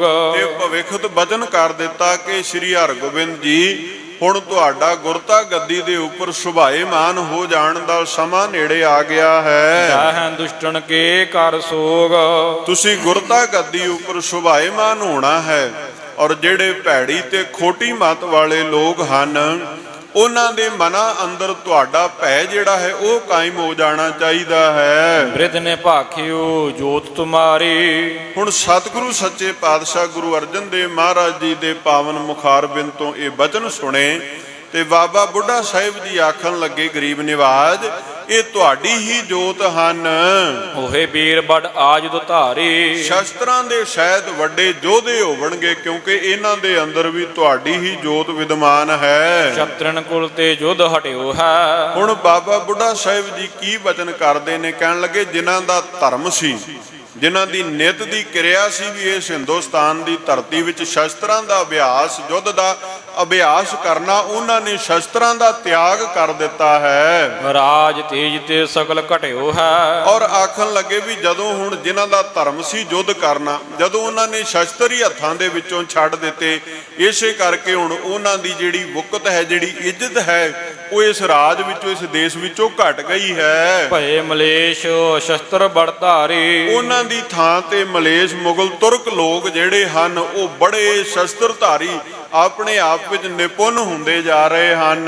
ਕਰਹਿ ਰਾਜ ਬੜ ਅਵਨੀ ਸਾਰੀ। ਔਰ ਬੜੀ ਵੱਡੀ ਆਜੂ ਲੈ ਕਰਕੇ ਉਹ ਰਾਜ ਕਰਦੇ ਹਨ। ਛਤਰੀ ਧਰਮ ਦਰਿਓ ਨਹਿ ਭਾਸਾ। ਜਿਨ੍ਹਾਂ ਦਾ ਧਰਮ ਕਰਮ ਸੀ ਯੁੱਧ ਕਰਨਾ, ਸਾਹਿਬ ਬਾਬਾ ਬੁੱਢਾ ਜੀ ਆਖਣ ਲੱਗੇ ਉਹ ਤੇ ਹੁਣ ਲੱਭਿਆ ਵੀ ਇਸ ਧਰਤੀ ਤੇ, ਇਸ ਕਿਤੇ ਤੇ ਲੱਭ ਨਹੀਂ ਰਹੇ। ਤਖਤ ਬੈਠ ਅਬ ਇਹੀ ਪ੍ਰਕਾਸ਼ਾ। ਹੁਣ ਤਖਤ ਦੇ ਉੱਤੇ ਜਿਹੜੇ ਇਹ ਲੋਕ ਮਲੇਸ਼ ਲੋਕ ਹਨ, ਤੁਰਕ ਲੋਕ ਹਨ, ਇਹੀ ਬੈਠ ਰਹੇ ਹਨ। ਜਬ ਕਬ ਜਗਤ ਵਿਪਰਜੈ ਹੋਤ। ਕਹਿਣ ਲੱਗੇ ਵੀ ਜਦੋਂ ਏਦਾਂ ਫਿਰ ਜਗਤ ਦੇ ਅੰਦਰ, ਸੰਸਾਰ ਦੇ ਅੰਦਰ ਜਿਹੜਾ ਹੈ ਉਹ ਰੀਤ ਤੋਂ ਹਟ ਕੇ ਕੋਈ ਕਾਰਜ ਹੁੰਦਾ ਹੈ। ਤੁਮ ਤਨ ਧਾਰ ਮਿਰਜਾਦ ਉਦੋਤ। ਜਦੋਂ ਮਰਿਆਦਾ ਨਾ ਬਹਾਲ ਰਵੇ, ਹੇ ਸ੍ਰੇਸ਼ਟ ਸਤਿਗੁਰੂ ਜੀ, ਤੁਸੀਂ ਫਿਰ ਸਰੀਰ ਨੂੰ ਧਾਰਨ ਕਰਕੇ ਮਰਿਆਦਾ ਦੀ ਬਹਾਲੀ ਕਰਦੇ ਹੋ। ਹਾਥ ਜੋਰ ਗੁਰਦਾਸ ਉਚਾਰੀ। ਇਹਨੇ ਨੂੰ ਭਾਈ ਗੁਰਦਾਸ ਸਾਹਿਬ ਜੀ ਜਿਹੜੇ ਕੋਲ ਹੀ ਬੈਠੇ ਸੁਭਾਏਮਾਨ ਬਿਰਾਜਮਾਨ ਹਨ, ਉਹਨਾਂ ਨੇ ਹੱਥ ਜੋੜ ਕਰਕੇ ਕਹਿਣਾ ਕੀਤਾ ਹੈ। ਬਿਰਧ ਸਾਹਿਬ ਕੀ ਉਪਮਾ ਭਾਰੀ। ਆਖਣ ਲੱਗੇ ਬਾਬਾ ਬੁੱਢਾ ਸਾਹਿਬ ਜੀ ਦੀ ਬੜੀ ਵੱਡੀ ਵਡਿਆਈ ਹੈ। ਸ੍ਰੀ ਨਾਨਕ ਆਦਿਕ ਗੁਰ ਸਾਰੇ। ਮਹਿਮਾ ਵਡਿਆਈ ਕਿੱਡੀ ਹੈ ਵੀ ਗੁਰੂ ਨਾਨਕ ਦੇਵ ਮਹਾਰਾਜ ਜੀ ਤੋਂ ਲੈ ਕੇ ਹੁਣ ਤੱਕ ਸਾਰੇ ਗੁਰੂ ਸਾਹਿਬਾਨ ਬਹੁ ਸੇਵਾ ਕਰ ਸਦਾ ਨਿਹਾਰੇ। ਸਾਰੇ ਸਤਿਗੁਰਾਂ ਦੇ, ਵੱਡੇ ਸਤਿਗੁਰਾਂ ਦੇ ਦਰਸ਼ਨ ਦੀਦਾਰ ਵੀ ਕੀਤੇ ਹਨ ਬਾਬਾ ਬੁੱਢਾ ਜੀ ਨੇ, ਤੇ ਬਹੁਤ ਭਾਰੀ ਸੇਵਾ ਵੀ ਵੱਡੇ ਸਤਿਗੁਰਾਂ ਦੀ ਕੀਤੀ ਹੈ। ਸਫਲੈ ਬਾਕ ਸਰਾਪ ਅਰ ਬਰ ਕੋ। ਔਰ ਜਿਹੜਾ ਵੀ ਬਚਨ ਬਾਬਾ ਬੁੱਢਾ ਸਾਹਿਬ ਜੀ ਆਪਣੀ ਰਸਨਾ ਤੋਂ, ਆਪਣੀ ਮੁਖਾਰਬਿੰਦ ਤੋਂ ਕਹਿ ਦਿੰਦੇ ਹਨ, ਉਹ ਬਚਨ ਸੰਪੂਰਨ ਹੋ ਜਾਂਦਾ। ਇੰਨੀ ਵਡਿਆਈ ਹੈ ਬਾਬਾ ਬੁੱਢਾ ਸਾਹਿਬ ਜੀ ਦੀ। ਬ੍ਰਹਮ ਅਸਤਰ ਜਿਮ ਰਗਵਰ ਕਰ ਕੋ। ਕਹਿਣ ਲੱਗੇ ਇਹਨਾਂ ਦੀ ਜ਼ੁਬਾਨ ਦਾ, ਇਹਨਾਂ ਦੀ ਰਸਨਾ ਦਾ ਕਹਿਆ ਹੋਇਆ, ਮੁਖ ਦਾ ਕਹਿਆ ਹੋਇਆ ਬੋਲ ਇਵੇਂ ਹੈ ਜਿਵੇਂ ਰਾਮਚੰਦਰ ਦੇ ਹੱਥ ਵਿੱਚ ਬ੍ਰਹਮ ਅਸਤਰ ਨਾਮ ਦਾ ਸ਼ਸਤਰ ਹੋਵੇ, ਜਿਹਦਾ ਵਾਰ ਕਦੇ ਵੀ ਖਾਲੀ ਨਹੀਂ ਜਾਂਦਾ। ਭਏ ਪੰਜ ਗੁਰ ਸ਼ਾਂਤ ਸਰੂਪ। ਪਹਿਲੇ ਪੰਜ ਸਤਿਗੁਰੂ ਤੁਹਾਡੇ ਤੱਕ ਜਿਹੜੇ ਹਨ ਉਹ ਸ਼ਾਂਤ ਸਰੂਪ ਰਹਿ ਕੇ ਬੜੀ ਨਿਮਰ ਭਾਵ ਦੇ ਵਿੱਚ ਭਗਤੀ ਵਿੱਚ ਜੁੜੇ ਹੋਏ ਹਨ। ਕਰ ਗੁਰ ਸਿੱਖੀ ਰੀਤ ਅਨੂਪ। ਉਹਨਾਂ ਨੇ ਗੁਰ ਸਿੱਖੀ ਦੀ ਰੀਤ ਜਿਹੜੀ ਹੈ, ਰੀਤੀ ਜਿਹੜੀ ਬੜੇ ਅਨੂਪ ਪਿਆਰ ਦੇ ਨਾਲ ਚਲਾਉਣਾ ਕੀਤੀ ਹੈ। ਦੇ ਤਰਹਿ ਸ਼ਾਂਤੀ ਉਪਦੇਸ਼। ਔਰ ਬੜੇ ਸ਼ਾਂਤ ਚਿਤ ਰਹਿ ਕੇ ਉਹਨਾਂ ਨੇ ਸੱਚ ਦਾ ਉਪਦੇਸ਼ ਸੰਸਾਰ ਨੂੰ ਦ੍ਰਿੜ ਕਰਵਾਉਣਾ ਕੀਤਾ ਹੈ। ਜੇ ਸੁਨ ਕਾਟੇ ਸਕਲ ਕਲੇਸ਼। ਇਹਨਾਂ ਦੇ ਵਡਮੁੱਲੇ ਉਪਦੇਸ਼ ਨੂੰ ਸੁਣ ਕਰਕੇ ਸੰਗਤਾਂ ਦੇ ਦੁੱਖ, ਦਰਿਦਰ, ਕਲੇਸ਼, ਸਾਰੇ ਸਕਲ ਕਲੇਸ਼ ਭਾਵ ਸਾਰੇ ਕਲੇਸ਼ ਕੱਟੇ ਜਾਂਦੇ ਹਨ। ਅਬ ਸਾਜੁਦ ਗੁਰ ਹੋਵਹਿ ਆਪ। ਗੁਰੂ ਹਰਗੋਬਿੰਦ ਸਾਹਿਬ ਮਹਾਰਾਜ ਸੱਚੇ ਪਾਤਸ਼ਾਹ ਜੀ ਹੁਣ ਜਦੋਂ ਤਖਤ ਤੇ ਸੁਭਾਏਮਾਨ ਹੋਵਣਗੇ ਤੇ ਉਹ ਸ਼ਸਤਰਾਂ ਦੇ ਸਹਿਤ ਸੁਭਾਏਮਾਨ ਹੋਵਣਗੇ, ਵੱਡ ਯੋਧੇ ਹਨ। ਸਿੱਖ ਸਾਜੁਦ ਕਰ ਬਧੈ ਪ੍ਰਤਾਪ। ਜਦੋਂ ਸਤਿਗੁਰੂ ਦੇ ਕੋਲ ਸ਼ਸਤਰ ਹੋਵਣਗੇ, ਯੁੱਧ ਵਿੱਚ ਨਿਪੁੰਨ ਹੋਵਣਗੇ, ਸਿੱਖ ਵੀ ਫਿਰ ਉਸੇ ਰੀਤੀ ਨੂੰ ਧਾਰਨ ਕਰਨਗੇ ਤੇ ਸਿੱਖੀ ਦਾ ਪ੍ਰਤਾਪ ਬਹੁਤਾ ਵਧੇਗਾ। ਅਪਰ ਕੌਣ ਸਮਰੱਥ ਇਸ ਕਾਲ। ਔਰ ਇਉਂ ਬਚਨ ਆਖਣ ਲੱਗੇ ਭਾਈ ਗੁਰਦਾਸ ਜੀ, ਕਹਿਣ ਲੱਗੇ, ਹੇ ਮਹਾਰਾਜ ਗਰੀਬ ਨਿਵਾਜ, ਤੁਹਾਡੇ ਤੋਂ ਵੱਡਾ ਸਮਰੱਥਾਵਾਨ ਹੁਣ ਇਸ ਸਮੇਂ ਵਿੱਚ ਹੋਰ ਦੂਜਾ ਕੋਈ ਹੈ ਨਹੀਂ। ਸ਼ਬਸ਼ਿਦ ਤੁਰਕਨ ਰਾਜ ਵਿਸਾਲ। ਜਿਹੜਾ ਇਹਨਾਂ ਤੁਰਕਾਂ ਨੇ ਸਾਰੇ ਪਾਸੇ ਰਾਜ ਫੈਲਾਇਆ ਹੋਇਆ ਹੈ, ਇਸ ਰਾਜ ਨੂੰ ਬੰਨਾ ਲਾਉਣ ਵਾਲਾ ਤੁਹਾਡੇ ਤੋਂ ਸ੍ਰੇਸ਼ਟ ਕੋਈ ਨਹੀਂ ਦਿਸਦਾ। ਰਾਵਰ ਦੇ ਹੋਵੇ ਬਿਦ ਸਾਰੀ। ਮਹਾਰਾਜ ਇਹ ਕਾਰਜ ਜਿਹੜਾ ਸ੍ਰੇਸ਼ਟ ਹੈ ਤੁਹਾਡੇ ਪਾਸੋਂ ਹੀ ਹੁਣ ਹੋਵੇਗਾ। ਹਿੰਦ ਧਰਮ ਕੋ ਲਹਿ ਉਬਾਰੀ। ਹੁਣ ਇਸ ਹਿੰਦੁਸਤਾਨ ਦੀ ਧਰਤੀ ਵਿੱਚ ਜਿਹੜਾ ਇਹਨਾਂ ਤੁਰਕਾਂ ਨੇ ਦੂਜੇ ਧਰਮਾਂ ਨੂੰ ਖਤਰਾ ਪੈਦਾ ਕੀਤਾ ਹੋਇਆ ਹੈ, ਸਾਰੀ ਮਨੁੱਖਤਾ ਨੂੰ ਜਿਹੜਾ ਖਤਰਾ ਪੈਦਾ ਕੀਤਾ ਹੋਇਆ ਹੈ, ਮਾਨਵਤਾ ਦੇ ਭਲੇ ਤੋਂ ਉਲਟ ਜੋ ਵਿਹਾਰ ਚਲਾ ਰਹੇ ਨੇ, ਉਹਨੂੰ ਸਭ ਨੂੰ ਤੁਸੀਂ ਹੀ ਰੋਕ ਸਕਦੇ ਹੋ। ਇਮ ਸੁਨ ਕਰ ਸ੍ਰੀ ਅਰਜਨ ਨਾਥ। ਇਉਂ ਭਾਈ ਗੁਰਦਾਸ ਸਾਹਿਬ ਜੀ ਤੇ ਬਾਬਾ ਬੁੱਢਾ ਸਾਹਿਬ ਜੀ ਦੇ ਬੋਲ ਜਦੋਂ ਸਤਿਗੁਰਾਂ ਨੇ, ਗੁਰੂ ਅਰਜਨ ਦੇਵ ਮਹਾਰਾਜ ਜੀ ਨੇ ਸੁਣਨਾ ਕੀਤੇ ਹਨ। ਉਠੇ ਹਰਖਲੇ ਸ੍ਰੀ ਫਲ ਹਾਥ। ਸਤਿਗੁਰੂ ਗੁਰੂ ਅਰਜਨ ਦੇਵ ਮਹਾਰਾਜ ਸਾਹਿਬ ਸੱਚੇ ਪਾਤਸ਼ਾਹ ਜੀ ਨਾਰੀਅਲ ਨੂੰ, ਸ੍ਰੀ ਫਲ ਭਾਵ ਨਾਰੀਅਲ ਨੂੰ ਆਪਣੇ ਹੱਥ ਵਿੱਚ ਲੈ ਕਰਕੇ ਉੱਠੇ ਹਨ। ਕਰੀ ਪ੍ਰਦਰਸ਼ਨ ਫਿਰ ਕਰਤੀਨਾ। ਤਿੰਨ ਪ੍ਰਦਖਣਾ ਭਾਵ ਤਿੰਨ ਪ੍ਰਕਰਮਾਂ ਉਹਨਾਂ ਨੇ ਆਪਣੇ ਸਾਹਿਬਜ਼ਾਦੇ ਗੁਰੂ ਹਰਗੋਬਿੰਦ ਸਾਹਿਬ ਮਹਾਰਾਜ ਸੱਚੇ ਪਾਤਸ਼ਾਹ ਜੀ ਦੀਆਂ ਕੀਤੀਆਂ ਹਨ। ਜਗਤ ਰੀਤ ਸੁਖ ਲਖਿਓ ਪ੍ਰਬੀਨਾ। ਔਰ ਬੜੀ ਵਿਵੇਕ ਮਤ, ਬੜੀ ਸ੍ਰੇਸ਼ਟ ਬੁੱਧ ਦੇ ਜਾਣਿਆ ਹੈ ਸੰਸਾਰ ਦੀ ਰੀਤੀ ਦੇ ਅਨੁਸਾਰ। ਪੈਸੇ ਪੰਜ ਸਹਿਤ ਨਲਿਏਰ। ਤੇ 5 ਪੈਸੇ ਤੇ ਉਸ ਨਾਰੀਅਲ ਜਿਹੜਾ ਮਹਾਰਾਜ ਜੀ ਨੇ ਹੱਥ ਫੜਿਆ ਉਹਦੇ ਸਹਿਤ ਧਾਰੇ ਆਗੈ ਨਮਰੇ ਤਸਬੀਰ। ਗੁਰੂ ਹਰਗੋਬਿੰਦ ਸਾਹਿਬ ਮਹਾਰਾਜ ਸੱਚੇ ਪਾਤਸ਼ਾਹ ਜੀ ਦੇ ਅੱਗੇ ਰੱਖ ਕਰਕੇ ਤੇ ਉਹਨਾਂ ਨੇ ਨਮਸਕਾਰ ਕਰ ਦਿੱਤੀ ਹੈ। ਕਰੀ ਸਥਾਪਨ ਆਪਣੀ ਜੋਤ। ਨਮਸਕਾਰ ਕਰਨ ਤੋਂ ਬਾਅਦ ਜਿਹੜੀ ਆਪਣੀ ਜੋਤ ਹੈ, ਜੋ ਆਪਣੀ ਮਾਣ ਤੇ ਵਡਿਆਈ ਹੈ, ਸਾਰਾ ਅਦਬ ਜੋ ਕੁਝ ਹੈ, ਉਹ ਗੁਰੂ ਹਰਗੋਬਿੰਦ ਸਾਹਿਬ ਮਹਾਰਾਜ ਜੀ ਵਿੱਚ ਗੁਰੂ ਅਰਜਨ ਦੇਵ ਪਾਤਸ਼ਾਹ ਨੇ ਟਿਕਾਉਣਾ ਕੀਤਾ ਹੈ। ਸਭ ਗੁਰ ਕੇ ਆਏ ਜਿਮ ਹੋਤ। ਔਰ ਮਹਾਂਕਵੀ ਭਾਈ ਸੰਤੋਖ ਸਿੰਘ ਜੀ ਲਿਖਦੇ ਨੇ, ਜਿਵੇਂ ਵੱਡੇ ਸਤਿਗੁਰਾਂ ਦੀ ਮਰਿਆਦਾ ਚੱਲੀ ਆ ਰਹੀ ਹੈ, ਉਸੇ ਪ੍ਰਕਾਰ ਹੀ ਇਸ ਮਰਿਆਦਾ ਨੂੰ ਨਿਭਾਇਆ ਹੈ। ਜਿਵੇਂ ਆਪਾਂ ਇਤਿਹਾਸ ਤੋਂ ਵਾਕਿਫ ਹਾਂ, ਜਾਣੂ ਹਾਂ ਕਿ ਗੁਰੂ ਨਾਨਕ ਦੇਵ ਮਹਾਰਾਜ ਸੱਚੇ ਪਾਤਸ਼ਾਹ ਜੀ ਦੇ ਕੋਲ ਸੇਵਕ ਬਣ ਕੇ ਆਏ ਬਾਬਾ ਲਹਿਣਾ ਜੀ ਜਦੋਂ ਪ੍ਰੀਖਿਆ ਦੇ ਵਿੱਚੋਂ ਪਾਸ ਹੁੰਦੇ ਨੇ ਤੇ ਸਤਿਗੁਰੂ ਗੁਰੂ ਨਾਨਕ ਦੇਵ ਮਹਾਰਾਜ ਜੀ ਆਪਣੇ ਸੇਵਕ ਨੂੰ ਗੁਰਤਾ ਗੱਦੀ ਤੇ ਸੁਭਾਏਮਾਨ ਕਰ ਗੁਰੂ ਅੰਗਦ ਬਣਾ ਕਰਕੇ ਆਪਣਾ ਰੂਪ, ਆਪਣੀ ਵਿਚਾਰ, ਆਪਣਾ ਸਾਰਾ ਤੇਜ ਪ੍ਰਕਾਸ਼ ਬਖਸ਼ ਕੇ ਤੇ ਉਪਰੰਤ ਨਮਸਕਾਰ ਵੱਡੇ ਸਤਿਗੁਰਾਂ ਦੀ ਇਸ ਮਰਿਆਦਾ ਨੂੰ ਗੁਰੂ ਅਰਜਨ ਦੇਵ ਮਹਾਰਾਜ ਜੀ ਨੇ ਨਿਭਾਇਆ।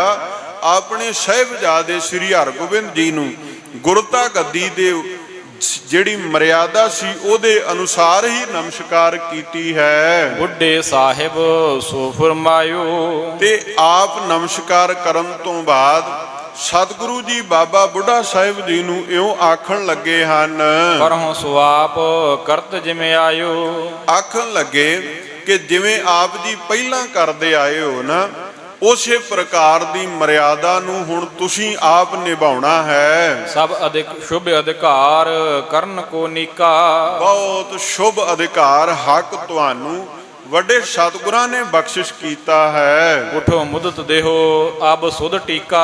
ਆਖਣ ਲੱਗੇ ਪਿਆਰ ਦੇ ਸਹਿਤ ਉੱਠ ਕਰਕੇ ਤੇ ਤੁਸੀਂ ਸ੍ਰੀ ਹਰਗੋਬਿੰਦ ਜੀ ਨੂੰ ਗੁਰਿਆਈ ਦਾ ਤਿਲਕ ਦੇਣਾ ਕਰੋ। ਹੱਥ ਜੋੜ ਤਬ ਬ੍ਰਿਧ ਬਖਾਨਿਓ। ਹੱਥ ਜੋੜ ਕਰਕੇ ਬਾਬਾ ਬੁੱਢਾ ਸਾਹਿਬ ਜੀ ਗੁਰੂ ਅਰਜਨ ਦੇਵ ਮਹਾਰਾਜ ਸੱਚੇ ਪਾਤਸ਼ਾਹ ਜੀ ਨੂੰ ਇਉਂ ਬਚਨ ਆਖਣ ਲੱਗੇ ਹਨ, ਇਹ ਕਿਆ ਕੌਤਕ ਰਾਵਰ ਠਾਨਿਓ। ਆਖਣ ਲੱਗੇ ਹੇ ਗਰੀਬ ਨਿਵਾਜ ਗੁਰੂ ਅਰਜਨ ਦੇਵ ਮਹਾਰਾਜ ਜੀ, ਤੁਸੀਂ ਇਹ ਕਿਸ ਪ੍ਰਕਾਰ ਦਾ ਕੌਤਕ ਕੀਤਾ ਹੈ। ਜਬ ਤੂੰ ਹੋਤ ਦੇਹ ਕੋ ਅੰਤ। ਜੋ ਆਪ ਜੀ ਅੱਜ ਕਰਨ ਵਾਸਤੇ ਕਹਿ ਰਹੇ ਹੋ ਨਾ, ਜਿਵੇਂ ਤੁਸੀਂ 5 ਪੈਸੇ ਤੇ ਨਾਰੀਅਲ ਰੱਖ ਕਰਕੇ ਪ੍ਰਕਰਮਾਂ ਕੀਤੀਆਂ ਹਨ, ਇਹ ਸਾਰੀ ਮਰਿਆਦਾ ਤੇ ਉਪਰੰਤ ਮੈਨੂੰ ਆਪ ਜੀ ਹੁਕਮ ਲਾ ਰਹੇ ਹੋ ਕਿ ਮੈਂ ਤਿਲਕ ਲਾਵਾਂ। ਇਹ ਸਾਰੀ ਮਰਿਆਦਾ ਜਿਹੜੀ ਹੈ ਇਹ ਤੇ ਉਦੋਂ ਕੀਤੀ ਜਾਂਦੀ ਹੈ ਜਦੋਂ ਸਰੀਰ ਦਾ, ਪਹਿਲੇ ਸਤਿਗੁਰਾਂ ਦੇ ਸਰੀਰ ਦਾ ਅੰਤ ਹੋ ਜਾਵੇ। ਤਬ ਇਸ ਬਿਦ ਕੋ ਹੋਏ ਬਿਰਤੰਤ।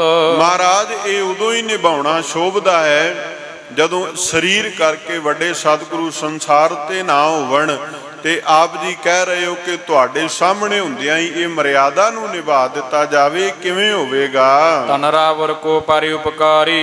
ਹੇ ਗੁਰੂ ਅਰਜਨ ਦੇਵ ਮਹਾਰਾਜ, ਤੁਸੀਂ ਤਾਂ ਬਹੁਤ ਪਰਉਪਕਾਰੀ ਬਿਰਤੀ ਦੇ ਮਾਲਕ ਹੋ। ਜੰਬੂ ਦੀਪ ਦੀਪ ਅਨੁਹਾਰੀ। ਮਹਾਰਾਜ ਇਸ ਪੂਰੀ ਸ੍ਰਿਸ਼ਟੀ ਦੇ ਅੰਦਰ, ਇਸ ਪੂਰੇ ਭਾਰਤ ਵਰਸ਼ ਦੇ ਅੰਦਰ ਜਿਵੇਂ ਵੱਡੇ ਦੀਵੇ ਦਾ ਚਾਨਣ ਹੈ, ਤੁਹਾਡੇ ਕੋਲ ਇਸੇ ਪ੍ਰਕਾਰ ਦਾ ਚਾਨਣ, ਤੁਸੀਂ ਗਿਆਨ ਦੇ ਮੁਜਸਮੇ ਹੋ, ਥਾ ਸਾਗਰ ਦੇ ਗਿਆਨ ਸਾਗਰ ਨਾਲ ਭਰੇ ਹੋਏ ਹੋ ਤੇ ਤੁਹਾਡੇ ਇਸ ਗਿਆਨ ਤੋਂ ਜਿਹੜਾ ਪ੍ਰਕਾਸ਼ ਨਿਕਲਦਾ ਹੈ ਉਹ ਸਾਰੇ ਹਿੰਦੁਸਤਾਨ ਨੂੰ ਰੌਸ਼ਨ ਕਰਦਾ ਹੈ। ਜਹ ਕਹਿ ਕਰਿਓ ਪ੍ਰਕਾਸ਼ ਵਿਸਾਲਾ। ਮਹਾਰਾਜ ਜਿਹੜਾ ਵੱਡੇ ਸਤਿਗੁਰਾਂ ਜੀ ਦੀ ਸਿੱਖਿਆ ਦਾ ਪ੍ਰਕਾਸ਼ ਹੈ ਨਾ, ਉਹ ਤੁਹਾਡੇ ਰਾਹੀਂ ਦੂਰ ਦੁਰਾਡੇ ਤੱਕ, ਦੇਸ਼ਾਂ ਦੇਸ਼ਾਂਤਰਾਂ ਤੱਕ ਫੈਲ ਰਿਹਾ ਹੈ। ਮਗ ਸ਼ੁਭ ਗਮਨਿਓ ਜਗਤ ਸੁਖਾਲਾ। ਇਹ ਮਹਾਰਾਜ ਜਿਹੜੀ ਸਿੱਖਿਆ ਗੁਰੂ ਨਾਨਕ ਦੇਵ ਸਾਹਿਬ ਸੱਚੇ ਪਾਤਸ਼ਾਹ ਨੇ ਬਖਸ਼ੀ, ਉਹ ਸਿੱਖਿਆ ਅੱਗੇ ਸਤਿਗੁਰਾਂ ਤੱਕ ਚੱਲਦੀ ਹੋਈ ਤੁਹਾਡੇ ਤੱਕ ਪਹੁੰਚੀ ਹੈ ਤੇ ਤੁਹਾਡੇ ਕੋਲੋਂ ਉਸ ਸਿੱਖਿਆ ਨੂੰ ਪ੍ਰਾਪਤ ਕਰਕੇ ਸੰਸਾਰ ਦੇ ਲੋਕ ਜਿਹੜੇ ਹਨ ਉਹ ਬਹੁਤ ਸੁਖ ਪ੍ਰਾਪਤ ਕਰਦੇ ਹਨ।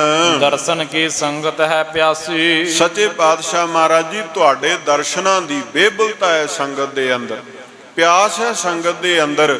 ਸੰਗਤ ਸਦਾ ਹੀ ਇਹ ਗੱਲ ਚਾਹੁੰਦੀ ਹੈ, ਦੂਰ ਦੁਰੇਡੇ ਤੋਂ ਸੰਗਤ ਤੁਹਾਡੇ ਦਰਸ਼ਨ ਦੀਦਾਰ ਕਰਨ ਵਾਸਤੇ ਪਹੁੰਚਦੀ ਹੈ। ਦੂਰ ਦੂਰ ਤੇ ਆਏ ਹੁਲਾਸੀ। ਮਹਾਰਾਜ ਭਾਵੇਂ ਕੋਈ ਕਿੰਨੀ ਵੀ ਦੂਰ ਕਿਉਂ ਨਾ ਬੈਠਾ ਹੋਵੇ, ਭਾਵੇਂ ਉਹਨੂੰ ਕਿੰਨਾ ਵੀ ਬਿਖਮ ਪੈਂਡਾ ਪੰਧ ਤੈਅ ਕਰਕੇ ਆਉਣਾ ਪਵੇ, ਉਹ ਆਏ ਹੁਲਾਸੀ ਚਾਹ ਦੇ ਨਾਲ ਮਹਾਰਾਜ ਤੁਹਾਡੇ ਤੱਕ ਪਹੁੰਚਦੇ ਹਨ। ਭਗਤਨ ਭੂਰ ਭਾਵਨਾ ਜਾਣ। ਹੇ ਗਰੀਬ ਨਿਵਾਜ ਸੱਚੇ ਪਾਤਸ਼ਾਹ ਮਹਾਰਾਜ, ਭਗਤਾਂ ਦੀ ਭਾਵਨਾ ਨੂੰ, ਆਪਣੇ ਪਿਆਰਿਆਂ ਦੀ ਭਾਵਨਾ ਨੂੰ ਸਮਝੋ ਕਿ ਉਹ ਇਸ ਸਮੇਂ ਤੁਹਾਡੇ ਤੋਂ ਕੀ ਆਸ ਰੱਖ ਰਹੇ ਹਨ। ਆਪ ਸਰੀਰ ਧਰੋ ਜਾਗਿਆਨ। ਬਾਬਾ ਬੁੱਢਾ ਸਾਹਿਬ ਜੀ ਆਖਣ ਲੱਗੇ, ਮਹਾਰਾਜ ਤੁਹਾਡਾ ਅਜੇ ਤਨ ਕਰਕੇ ਓਲਾ ਕਰ ਜਾਣਾ ਇਹ ਸਾਡੇ ਮਨ ਨੂੰ ਨਹੀਂ ਪਾਉਂਦਾ। ਅਸੀਂ ਤਾਂ ਇਹ ਚਾਹੁੰਦੇ ਹਾਂ, ਇਕੱਲਾ ਮੈਂ ਹੀ ਨਹੀਂ, ਬਾਬਾ ਜੀ ਆਖਣ ਲੱਗੇ ਮੈਂ ਹੀ ਨਹੀਂ, ਸੰਗਤ ਵੀ ਇਹ ਗੱਲ ਚਾਹੁੰਦੀ ਹੈ ਵੀ ਰਜ ਰਜ ਕੇ ਤੁਹਾਡੇ ਦੀਦਾਰ ਕਰੀਏ ਮਹਾਰਾਜ। ਕਿੰਨੀ ਦੂਰ ਦੂਰ ਤੱਕ ਸਿੱਖੀ ਦਾ ਫੈਲਾਅ ਹੋਇਆ ਹੈ ਤੇ ਸਾਰੀ ਸੰਗਤ ਨੂੰ ਤੁਹਾਡੀ ਆਸ ਤੇ ਤੁਹਾਡਾ ਹੀ ਆਸਰਾ ਹੈ ਤੇ ਆਪ ਜੀ ਕਿਰਪਾ ਕਰੋ ਅਜੇ ਸਰੀਰ ਦੇ ਵਿੱਚ ਹੀ ਰਹਿ ਕਰਕੇ ਇਸ ਸੁੰਦਰ ਦੇਹ ਤਨ ਦੇ ਨਾਲ ਆਪ ਜੀ ਪਰਉਪਕਾਰ ਬਿਰਤੀ ਨੂੰ ਲੈ ਕਰਕੇ ਸੰਗਤਾਂ ਨੂੰ ਦੀਦਾਰੇ ਬਖਸ਼ ਕੇ ਨਿਹਾਲ ਕਰੋ। ਔਚਕ ਅਚਰਜ ਕਹਾਂ ਜਨਾਵੋ। ਮਹਾਰਾਜ ਇਹ ਜਿਹੜਾ ਔਚਕ ਭਾਵ ਅਚਾਨਕ ਹੀ ਤੁਸਾਂ ਨੇ ਕੌਤਕ ਵਰਤਾ ਦਿੱਤਾ ਹੈ, ਇਸ ਕੌਤਕ ਨੂੰ ਸਮਝਣਾ ਇਹਦੇ ਬਾਰੇ ਜਾਣਨਾ ਸਾਡੇ ਸਮਝ ਤੋਂ ਬਾਹਰਾ ਹੋ ਰਿਹਾ ਹੈ। ਥਿਰੋ ਆਪ ਸ਼ੁਭ ਦਰਸ ਦਿਖਾਵੋ। ਸੱਚੇ ਪਾਤਸ਼ਾਹ ਜੀ ਟਿਕੋ। ਥਿਰੋ ਤੋਂ ਭਾਵ ਹੈ ਮਹਾਰਾਜ ਇੱਥੇ ਟਿਕੋ ਅੰਮ੍ਰਿਤਸਰ ਸਾਹਿਬ ਟੇਕ ਕਰਕੇ ਜਿਹੜੇ ਤੁਹਾਡੇ ਸ਼ੁਭ ਦਰਸ਼ਨ ਦੀਦਾਰੇ ਹਨ, ਜਿਨ੍ਹਾਂ ਦਰਸ਼ਨਾਂ ਦੇ ਕੀਤਿਆਂ ਲੋਕਾਈ ਦੇ ਪਾਪ ਖਤਮ ਹੁੰਦੇ ਨੇ, ਜਿਨ੍ਹਾਂ ਦਰਸ਼ਨਾਂ ਦੇ ਕੀਤਿਆਂ ਮਨ ਵਿੱਚੋਂ ਈਰਖਾ ਦਵੈਸ਼ ਨਿੰਦਿਆ ਚੁਗਲੀ ਚਲੇ ਜਾਂਦੀ ਮਹਾਰਾਜ। ਜਿਨ੍ਹਾਂ ਦਰਸ਼ਨ ਦੀਦਾਰਿਆਂ ਨੂੰ ਕੀਤਿਆਂ ਮਨ ਦੇ ਅੰਦਰ ਪ੍ਰੇਮ ਪੈਦਾ ਹੁੰਦਾ ਹੈ ਖੁਦਾ ਦੇ ਪ੍ਰਤੀ, ਰੱਬ ਦੇ ਪ੍ਰਤੀ। ਉਹ ਪ੍ਰੇਮ ਵਾਲੇ ਦਰਸ਼ਨ ਜਿਹੜੇ ਹਨ ਉਹ ਸਾਰੀ ਸੰਗਤ ਨੂੰ ਦਿਖਾਉਣਾ ਕਰੋ। ਸਭ ਕੇ ਇਹੋ ਆਸਰਾ ਭਾਰੇ। ਫਿਰ ਬੜੇ ਪਿਆਰ ਦਾ ਬਚਨ ਬਾਬਾ ਬੁੱਢਾ ਜੀ ਨੇ ਆਖਿਆ ਮਹਾਰਾਜ ਕਿਸੇ ਨੂੰ ਕਿਸੇ ਦਾ ਆਸਰਾ ਹੋਵੇਗਾ, ਕੋਈ ਕਿਸੇ ਰਾਜ ਭਾਗ ਵੱਲ ਵੇਂਦਾ ਹੋਵੇਗਾ, ਕੋਈ ਕਿਸੇ ਧਨ ਦੌਲਤ ਵੱਲ ਵੇਂਦਾ ਹੋਵੇਗਾ ਮਹਾਰਾਜ, ਕੋਈ ਆਪਣੇ ਧੀਆਂ ਪੁੱਤਰਾਂ ਵੱਲ ਵੇਖਦਾ ਹੋਵੇਗਾ, ਪਰ ਜਿਹੜੇ ਗੁਰੂ ਨਾਨਕ ਸਾਹਿਬ ਮਹਾਰਾਜ ਜੀ ਦੀ ਸਿੱਖੀ ਦੇ ਵਿੱਚ ਪ੍ਰਣਾਏ ਹੋਏ ਗੁਰਸਿੱਖ ਨੇ ਮਹਾਰਾਜ ਉਹ ਤੁਹਾਡਾ ਹੀ ਆਸਰਾ ਤੱਕਦੇ ਹਨ। ਚਾਹੁ ਦਿਸ਼ ਦੁਸ਼ਟ ਦੁਸ਼ਟਤਾ ਧਾਰੇ। ਸੱਚੇ ਪਾਤਸ਼ਾਹ ਮਹਾਰਾਜ ਚਾਰੇ ਦਿਸ਼ਾਵਾਂ ਦੇ ਅੰਦਰ ਭੈੜੀ ਮੱਤ ਵਾਲੇ ਲੋਕ ਜਿਹੜੇ ਦੁਸ਼ਟ ਲੋਕ ਹਨ, ਉਹਨਾਂ ਨੇ ਬਹੁਤ ਹੀ ਭੈੜੀ ਦੁਸ਼ਟਾਂ ਵਾਲੀ ਮੱਤ ਨੂੰ ਧਾਰਨ ਕੀਤਾ ਹੋਇਆ ਹੈ ਤੇ ਉਸ ਦੁਸ਼ਟਤਾ ਦੀ ਮੱਤ ਦੇ ਉਤੋਂ ਜੇ ਕੋਈ ਸੰਸਾਰੀ ਲੋਕਾਂ ਨੂੰ ਸਾਨੂੰ ਬਚਾ ਸਕਦਾ ਹੈ ਉਹ ਕੇਵਲ ਆਪ ਹੋ। ਇਸ ਵਾਸਤੇ ਆਪ ਜੀ ਨੂੰ ਇਹ ਬੇਨਤੀ ਕਰ ਰਹੇ ਹਾਂ, ਬਣੋ ਸਹਾਇਕ ਸੰਗਤ ਕੀਰੇ। ਮਹਾਰਾਜ ਜੀ ਜਿੰਨੀ ਵੀ ਸੰਗਤ ਹੈ ਸਾਰੀ ਸੰਗਤ ਦੀ ਆਪ ਜੀ ਸਹਾਇਤਾ ਉਹਨਾਂ ਦੇ ਸਹਾਇਕ, ਉਹਨਾਂ ਦੇ ਪੂਰਕ ਬਣ ਕੇ ਕਰਨਾ ਕਰੋ। ਸਰਬ ਪਰਿਵਾਰ ਤੁਮਹੁ ਦਿਸ਼ ਹੀਰੇ। ਸਤਿਗੁਰੂ ਜੀ ਸਾਰੇ ਪਰਿਵਾਰ ਜਿੰਨੀ ਵੀ ਸੰਗਤ ਹੈ ਤੁਹਾਡੀ ਤੁਹਾਡੇ ਚਰਨਾਂ ਤੇ ਨਮਸਕਾਰ ਕਰਨ ਵਾਲੀ ਉਹ ਸਾਰੀ ਤੁਹਾਡੇ ਵੱਲ ਹੀ ਤੱਕ ਰਹੀ ਹੈ। ਬਿਗੜਿਓ ਸ਼ਾਹ ਚੰਦ ਕੇ ਕਹੇ। ਸੱਚੇ ਪਾਤਸ਼ਾਹ ਮਹਾਰਾਜ ਅਸੀਂ ਇਹ ਜਾਣਦੇ ਹਾਂ ਕਿ ਜਿਹੜਾ ਇਹ ਅਹਿਦੀਏ ਦੇ ਹੱਥ ਪਰਵਾਨਾ ਆਇਆ ਹੈ ਜਿਹਦੇ ਵਿੱਚ ਇਹ ਲਿਖਿਆ ਸੀ ਵੀ 2 ਲੱਖ ਰੁਪਈਆ ਸਰਕਾਰੀ ਖਜ਼ਾਨੇ ਵਿੱਚ ਭੇਜਣਾ ਕਰੋ, ਇਹ ਬਾਦਸ਼ਾਹ ਨੇ ਕਿਹਦੇ ਕਹਿਣ ਤੇ ਲਿਖਿਆ? ਆਖਣ ਲੱਗੇ ਚੰਦੂ ਦੇ ਕਹਿਣ ਦੇ ਉੱਤੇ ਸਾਰਾ ਬਿਰਤਾਂਤ ਵਾਪਰਿਆ ਹੈ। ਸਭ ਵਿਦ ਕੇ ਤੁਮ ਜਾਣਤੇ ਆਹੇ। ਮਹਾਰਾਜ ਤੁਹਾਨੂੰ ਦੱਸਣ ਦਾ ਕੀ, ਤੁਸੀਂ ਤਾਂ ਸਾਰਾ ਕੁਝ ਆਪ ਜਾਣਦੇ ਹੋ, ਤੁਹਾਡੇ ਤੋਂ ਕੁਝ ਵੀ ਲੁਕਿਆ ਛਿਪਿਆ ਹੋਇਆ ਨਹੀਂ ਹੈ। ਸੁਨ ਕਰ ਸ੍ਰੀ ਅਰਜੁਨ ਗੁਰ ਕਹਿਓ। ਇਸ ਪ੍ਰਕਾਰ ਜਦੋਂ ਬਾਬਾ ਬੁੱਢਾ ਸਾਹਿਬ ਜੀ ਨੇ ਸੰਗਤ ਦੀ ਬੇਬਲਤਾ ਦੇ ਬਚਨ ਆਪਣੇ ਮੁਖਾਰਬਿੰਦ ਤੋਂ ਸਤਿਗੁਰਾਂ ਦੇ ਸਨਮੁਖ ਅਰਜ ਕੀਤੇ ਨੇ, ਸਾਰੇ ਬਚਨਾਂ ਨੂੰ ਸਾਰੀ ਵਿਥਿਆ ਨੂੰ ਗੁਰੂ ਅਰਜਨ ਦੇਵ ਮਹਾਰਾਜ ਜੀ ਨੇ ਸੁਣਨ ਤੋਂ ਬਾਅਦ ਪਾਵਨ ਮੁਖਾਰਬਿੰਦ ਤੋਂ ਇਉਂ ਬਚਨ ਉਚਾਰਨ ਕੀਤਾ ਹੈ। ਅੰਤ ਸਮਾ ਹਮ ਆਪਣੋ ਲਹਿਓ। ਆਖਣ ਲੱਗੇ ਬਾਬਾ ਬੁੱਢਾ ਸਾਹਿਬ ਜੀ ਸਾਡਾ ਅੰਤ ਦਾ ਵੇਲਾ ਹੁਣ ਨਜ਼ਦੀਕ ਆ ਚੁੱਕਿਆ, ਅਸੀਂ ਇਸ ਗੱਲ ਨੂੰ, ਇਸ ਬਿਰਤਾਂਤ ਨੂੰ, ਇਸ ਵਿਥਿਆ ਨੂੰ ਜਾਣ ਲਿਆ ਹੈ। ਤਿਆਗਣ ਮੈਂ ਕਾਰਨ ਹੈ ਘਣੇ। ਆਖਣ ਲੱਗੇ ਇਸ ਸਰੀਰ ਨੂੰ ਤਿਆਗਣ ਦੇ ਤੁਸੀਂ ਇਹ ਗੱਲ ਆਖਦੇ ਹੋ ਕਿ ਸੰਗਤ ਦਾ ਆਸਰਾ ਬਣੋ, ਇੱਥੇ ਟਿਕ ਜਾਵੋ। ਨਹੀਂ ਬਾਬਾ ਬੁੱਢਾ ਸਾਹਿਬ ਜੀ, ਇਸ ਸਰੀਰ ਨੂੰ ਤਿਆਗਣ ਦੇ ਅਨੇਕਾਂ ਕਾਰਨ, ਘਣੇ ਤੋਂ ਭਾਵ ਬਹੁਤੇ ਕਾਰਨ ਹਨ। ਗਏ ਲਾਹੌਰ ਸਰਬ ਹੀ ਬਣੇ। ਔਰ ਜਦੋਂ ਅਸੀਂ ਲਾਹੌਰ ਜਾਵਾਂਗੇ ਨਾ ਤੇ ਸਾਰੇ ਕਾਰਨ ਫਿਰ ਉੱਥੇ ਬਣ ਜਾਵਣਗੇ। ਚਤੁਰਨ ਕਰਤੇ ਛੁਟਨ ਸਰੀਰ। ਸਾਹਿਬ ਸੱਚੇ ਪਾਤਸ਼ਾਹ ਮਹਾਰਾਜ ਆਖਣ ਲੱਗੇ ਜਿਹੜੇ ਵੈਰੀ ਬਣੇ ਹੋਏ ਹਨ, ਭਾਵ ਚੰਦੂ ਬਾਦਸ਼ਾਹ ਜਹਾਂਗੀਰ ਜਾਂ ਹੋਰ ਉਸ ਬਿਰਤੀ ਦੇ ਮਾਲਕ, ਉਹਨਾਂ ਦੇ ਕਰਕੇ ਨਹੀਂ, ਉਹਨਾਂ ਦੇ ਇਹ ਸਰੀਰ ਤਾਂ ਤਜ ਦੇਣਾ ਹੈ, ਛੱਡ ਦੇਣਾ ਹੈ, ਪਰ ਇਸ ਸਰੀਰ ਨੂੰ ਛੁੱਟਣ ਦਾ ਜਿਹੜਾ ਸਾਰਾ ਦੋਸ਼ ਹੈ ਪਲਟੋ ਹੈ ਹਰ ਗੋਬਿੰਦ ਧੀਰ। ਉਹ ਦੋਸ਼ ਉਹਨਾਂ ਲੋਕਾਂ ਦੇ ਸਿਰ ਆਵੇਗਾ ਤੇ ਸਾਡੇ ਤੋਂ ਬਾਅਦ ਪਰਤ ਕੇ ਗੁਰੂ ਹਰਗੋਬਿੰਦ ਸਾਹਿਬ ਮਹਾਰਾਜ ਸੱਚੇ ਪਾਤਸ਼ਾਹ ਜੀ ਜਿਹੜੇ ਵੱਡੇ ਧੀਰ ਜਵਾਨ ਬਲਸ਼ਾਲੀ ਯੋਧੇ ਹਨ। ਸਭ ਸੰਗਤ ਕੋ ਗੁਰ ਇਹ ਭਾਰੀ। ਸਤਿਗੁਰਾਂ ਨੇ ਆਖਿਆ ਵੀ ਸਾਰੀ ਸੰਗਤ ਦੇ ਲਈ ਉਪਦੇਸ਼ ਹੈ ਭਾਰੀ ਸਤਿਗੁਰੂ ਪਰ ਉਪਕਾਰੀ ਸਤਿਗੁਰੂ ਹੋਵਣਗੇ ਗੁਰੂ ਹਰਗੋਬਿੰਦ ਸਾਹਿਬ ਮਹਾਰਾਜ ਜੀ। ਹੋਏ ਸਹਾਇਕ ਪਰ ਉਪਕਾਰੀ। ਬਾਬਾ ਬੁੱਢਾ ਸਾਹਿਬ ਜੀ ਤੁਸੀਂ ਕਿਸੇ ਪ੍ਰਕਾਰ ਦੀ ਚਿੰਤਾ ਤੇ ਕੋਈ ਤੌਖਲਾ ਨਾ ਮਨ ਵਿੱਚ ਲੈ ਕੇ ਆਵੋ। ਸੰਗਤ ਦੀ ਸਹਾਇਤਾ ਦੀ ਬਾਤ ਕਰਦੇ ਹੋ ਕਿ ਅਸੀਂ ਸੰਗਤ ਦੀ ਸਹਾਇਤਾ ਕਰੀਏ। ਸਾਡੇ ਤੋਂ ਬਾਅਦ ਗੁਰੂ ਹਰਗੋਬਿੰਦ ਸਾਹਿਬ ਜੀ ਸੰਗਤ ਦੇ ਸਹਾਇਕ ਹੋਣਗੇ ਤੇ ਪਰ ਉਪਕਾਰਤਾ ਵਾਲੀ ਬਿਰਤੀ ਰੱਖ ਕਰਕੇ ਉਹ ਸੰਗਤ ਦੀ ਸਹਾਇਤਾ ਕਰਨਗੇ। ਕਾਜ ਸੁਧਾਰਾਂਗੇ ਇਹ ਘਣੋ। ਆਖਣ ਲੱਗੇ ਸਾਡੇ ਤੋਂ ਬਾਅਦ ਅਨੇਕਾਂ ਬਹੁਤੇ ਕਾਜ ਜਿਹੜੇ ਨੇ ਉਹਨਾਂ ਦੇ ਸੁਧਾਰ ਹਿਤ ਗੁਰੂ ਹਰਗੋਬਿੰਦ ਸਾਹਿਬ ਸੱਚੇ ਪਾਤਸ਼ਾਹ ਮਹਾਰਾਜ ਜੀ ਕਾਰਜ ਕਰਨਗੇ। ਧਰਿਓ ਸਰੀਰ ਵੀਰ ਰਸ ਮਨੋ। ਵੀਰ ਰਸ ਦੀ ਮੂਰਤ ਗੁਰੂ ਹਰਗੋਬਿੰਦ ਸਾਹਿਬ ਸੱਚੇ ਪਾਤਸ਼ਾਹ ਮਹਾਰਾਜ ਜੀ ਨੇ ਪ੍ਰਬਲਤਾ ਦੇ ਨਾਲ ਸਰੀਰ ਅੰਦਰ ਵੀਰ ਰਸ ਨੂੰ ਧਾਰਨ ਕੀਤਾ ਹੈ। ਹਮ ਤਜ ਹੈ ਤੁਰਕਣ ਸਿਰ ਹੋਏ। ਸੱਚੇ ਪਾਤਸ਼ਾਹ ਮਹਾਰਾਜ ਆਖਣ ਲੱਗੇ ਅਸੀਂ ਸਰੀਰ ਦਾ ਤਿਆਗ ਕਰ ਦੇਣਾ ਹੈ ਤੇ ਤੁਰਕਾਂ ਦੇ ਸਿਰ ਇਹ ਦੋਸ਼ ਜਾਵੇਗਾ। ਇਨ ਕੋ ਤੇਜ ਕਰਹਿ ਸ਼ੈ ਜੋਏ। ਜਿਹੜੇ ਆਪਣੇ ਆਪ ਨੂੰ ਬੜੇ ਬਲਸ਼ਾਲੀ ਬੜੇ ਤੇਜਵਾਨ ਅਖਵਾਉਂਦੇ ਨੇ ਕਿ ਸਾਡਾ ਤਪ ਤੇਜ ਪ੍ਰਤਾਪ ਬੜਾ ਹੈ, ਸਾਡੇ ਕੋਲ ਬਹੁਤ ਵਡਿਆਈ, ਸਾਹਿਬ ਆਖਣ ਲੱਗੇ ਉਹ ਸਾਰਾ ਤੇਜ ਜਿਹੜਾ ਹੈ ਉਹ ਖਤਮ ਹੋ ਜਾਵੇਗਾ। ਸ੍ਰੀ ਨਾਨਕ ਕੀ ਬਖਸ਼ਿਸ਼ ਭਾਰੀ। ਗੁਰੂ ਨਾਨਕ ਦੇਵ ਸਾਹਿਬ ਮਹਾਰਾਜ ਜੀ ਤੋਂ ਅਸੀਮ ਬਖਸ਼ਿਸ਼ਾਂ ਅਸਾਂ ਪ੍ਰਾਪਤ ਕੀਤੀਆਂ ਹਨ। ਸਿਰ ਦੇ ਕਰ ਛੀਨਹਿ ਹਮ ਸਾਰੇ। ਉਸੇ ਬਖਸ਼ਿਸ਼ ਦੇ ਸਦਕਾ ਹੀ ਅਸੀਂ ਆਪਣੇ ਸੀਸ ਦੀ ਕੁਰਬਾਨੀ ਦੇ ਕਰਕੇ ਤੇ ਇਹਨਾਂ ਤੁਰਕਾਂ ਦੇ ਵਿੱਚ ਜੋ ਤੇਜ ਤਪ ਵਰਤ ਰਿਹਾ, ਜੋ ਇਹ ਆਪਣਾ ਪ੍ਰਤਾਪ ਵਧਾ ਰਹੇ ਨੇ, ਉਸ ਤੇਜ ਨੂੰ ਉਸ ਪ੍ਰਤਾਪ ਨੂੰ ਅਸੀਂ ਸਾਰੇ ਨੂੰ ਖੋ ਲਵਾਂਗੇ। ਅਪਰ ਉਪਾਉ ਲੀਨ ਕੋ ਨਾਹੀ। ਆਖਣ ਲੱਗੇ ਸਾਡੀ ਸ਼ਹਾਦਤ ਤੋਂ ਬਿਨਾ, ਸੀਸ ਦਿੱਤੇ ਤੋਂ ਬਿਨਾ ਹੋਰ ਦੂਜਾ ਕੋਈ ਉਪਾਅ ਨਹੀਂ ਬਣ ਆਵੇਗਾ। ਜਿਸ ਤੇ ਤੁਰਕ ਤੇਜ ਬਿਨ ਸਾਹੀ। ਹੋਰ ਕੋਈ ਇਦਾਂ ਦਾ ਉਪਾਅ ਹੈ ਹੀ ਨਹੀਂ ਜਿਹਦੇ ਨਾਲ ਇਹਨਾਂ ਤੁਰਕਾਂ ਦਾ ਪ੍ਰਭਾਵ ਘਟ ਕੀਤਾ ਜਾ ਸਕੇ। ਅਪਰ ਸਕਲ ਕਾਰਜ ਬਨ ਰਹੇ। ਔਰ ਸੱਚੇ ਪਾਤਸ਼ਾਹ ਮਹਾਰਾਜ ਆਖਣ ਲੱਗੇ ਸਾਰੇ ਕਾਜ ਵਿਧੀਵਤ ਤਰੀਕੇ ਦੇ ਨਾਲ ਬਣ ਕੇ ਆ ਰਹੇ ਹਨ। ਵਿਗਨ ਕਰ ਸਕਹਿ ਲਹੇ। ਇਹਦੇ ਵਿੱਚ ਕੋਈ ਕਿਸੇ ਪ੍ਰਕਾਰ ਦਾ ਕੋਈ ਵਿਘਨ ਨਹੀਂ ਪਾ ਸਕਦਾ, ਕੋਈ ਰੁਕਾਵਟ ਨਹੀਂ ਪਵੇਗੀ। ਦੀਨ ਦੁਨੀ ਕੋ ਰਾਜ ਵਿਸਾਲਾ। ਪਰ ਨਾਲ ਹੀ ਸਤਿਗੁਰੂ ਸੱਚੇ ਪਾਤਸ਼ਾਹ ਮਹਾਰਾਜ ਆਖਣ ਲੱਗੇ ਜਿਹੜਾ ਵਿਸ਼ਾਲ ਦੀਨ ਤੇ ਦੁਨੀਆ ਦਾ ਰਾਜ ਵਡੇਰਾ ਰਾਜ ਹੈ ਜੋ ਅਕਾਲ ਪੁਰਖ ਵਾਹਿਗੁਰੂ ਵੱਲੋਂ ਬਖਸ਼ਿਸ਼ ਕੀਤਾ ਹੋਇਆ ਹੈ। ਸ੍ਰੀ ਸਤਿਗੁਰ ਕੇ ਘਰ ਸਭ ਕਾਲਾ।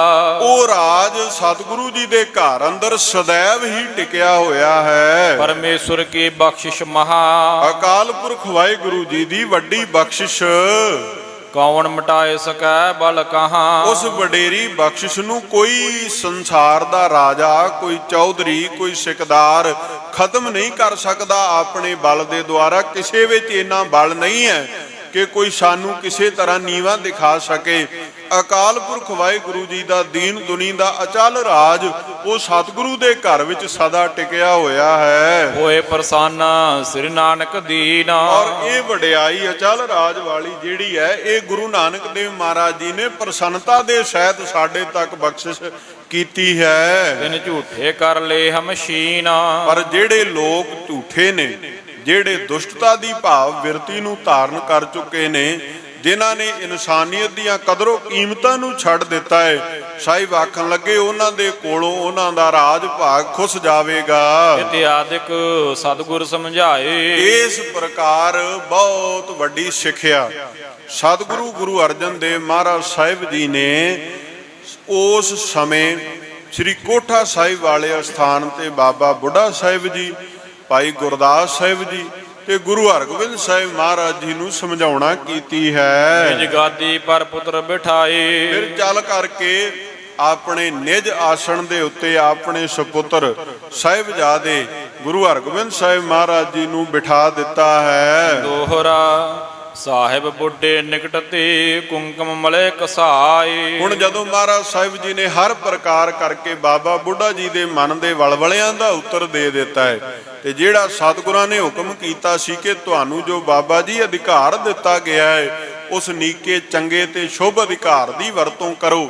ਉਸੇ ਅਧਿਕਾਰ ਦੀ ਵਰਤੋਂ ਕਰਦਿਆਂ ਹੋਇਆਂ ਬਾਬਾ ਬੁੱਢਾ ਜੀ ਨੇ ਫਿਰ ਨਿਕਟ ਲਿਆ ਕਰਕੇ ਚੰਦਨ ਤੇ ਕੁੰਕਮ ਕੇਸਰ ਨੂੰ ਜਿਹੜਾ ਹੈ ਉਹ ਇੱਕ ਦੂਜੇ ਦੇ ਵਿੱਚ ਘਸਾ ਕੇ ਮਿਲਾਉਣਾ ਕੀਤਾ ਹੈ। ਸੋਢੀ ਕੁਲ ਕੇ ਤਿਲਕ ਕੈ ਦੀਨੋ ਤਿਲਕ ਕਰਾਏ। ਸੋਢੀ ਕੁਲ ਦੇ ਤਿਲਕ ਸਤਿਗੁਰੂ ਗੁਰੂ ਹਰਗੋਬਿੰਦ ਸਾਹਿਬ ਸੱਚੇ ਪਾਤਸ਼ਾਹ ਮਹਾਰਾਜ ਜੀ ਨੂੰ ਫਿਰ ਗੁਰਿਆਈ ਦਾ ਤਿਲਕ ਬਾਬਾ ਬੁੱਢਾ ਸਾਹਿਬ ਜੀ ਆਪਣੇ ਪਾਵਨ ਹਸਤਾਂ ਦੇ ਨਾਲ ਬਖਸ਼ਿਸ਼ ਕਰਦੇ ਹਨ।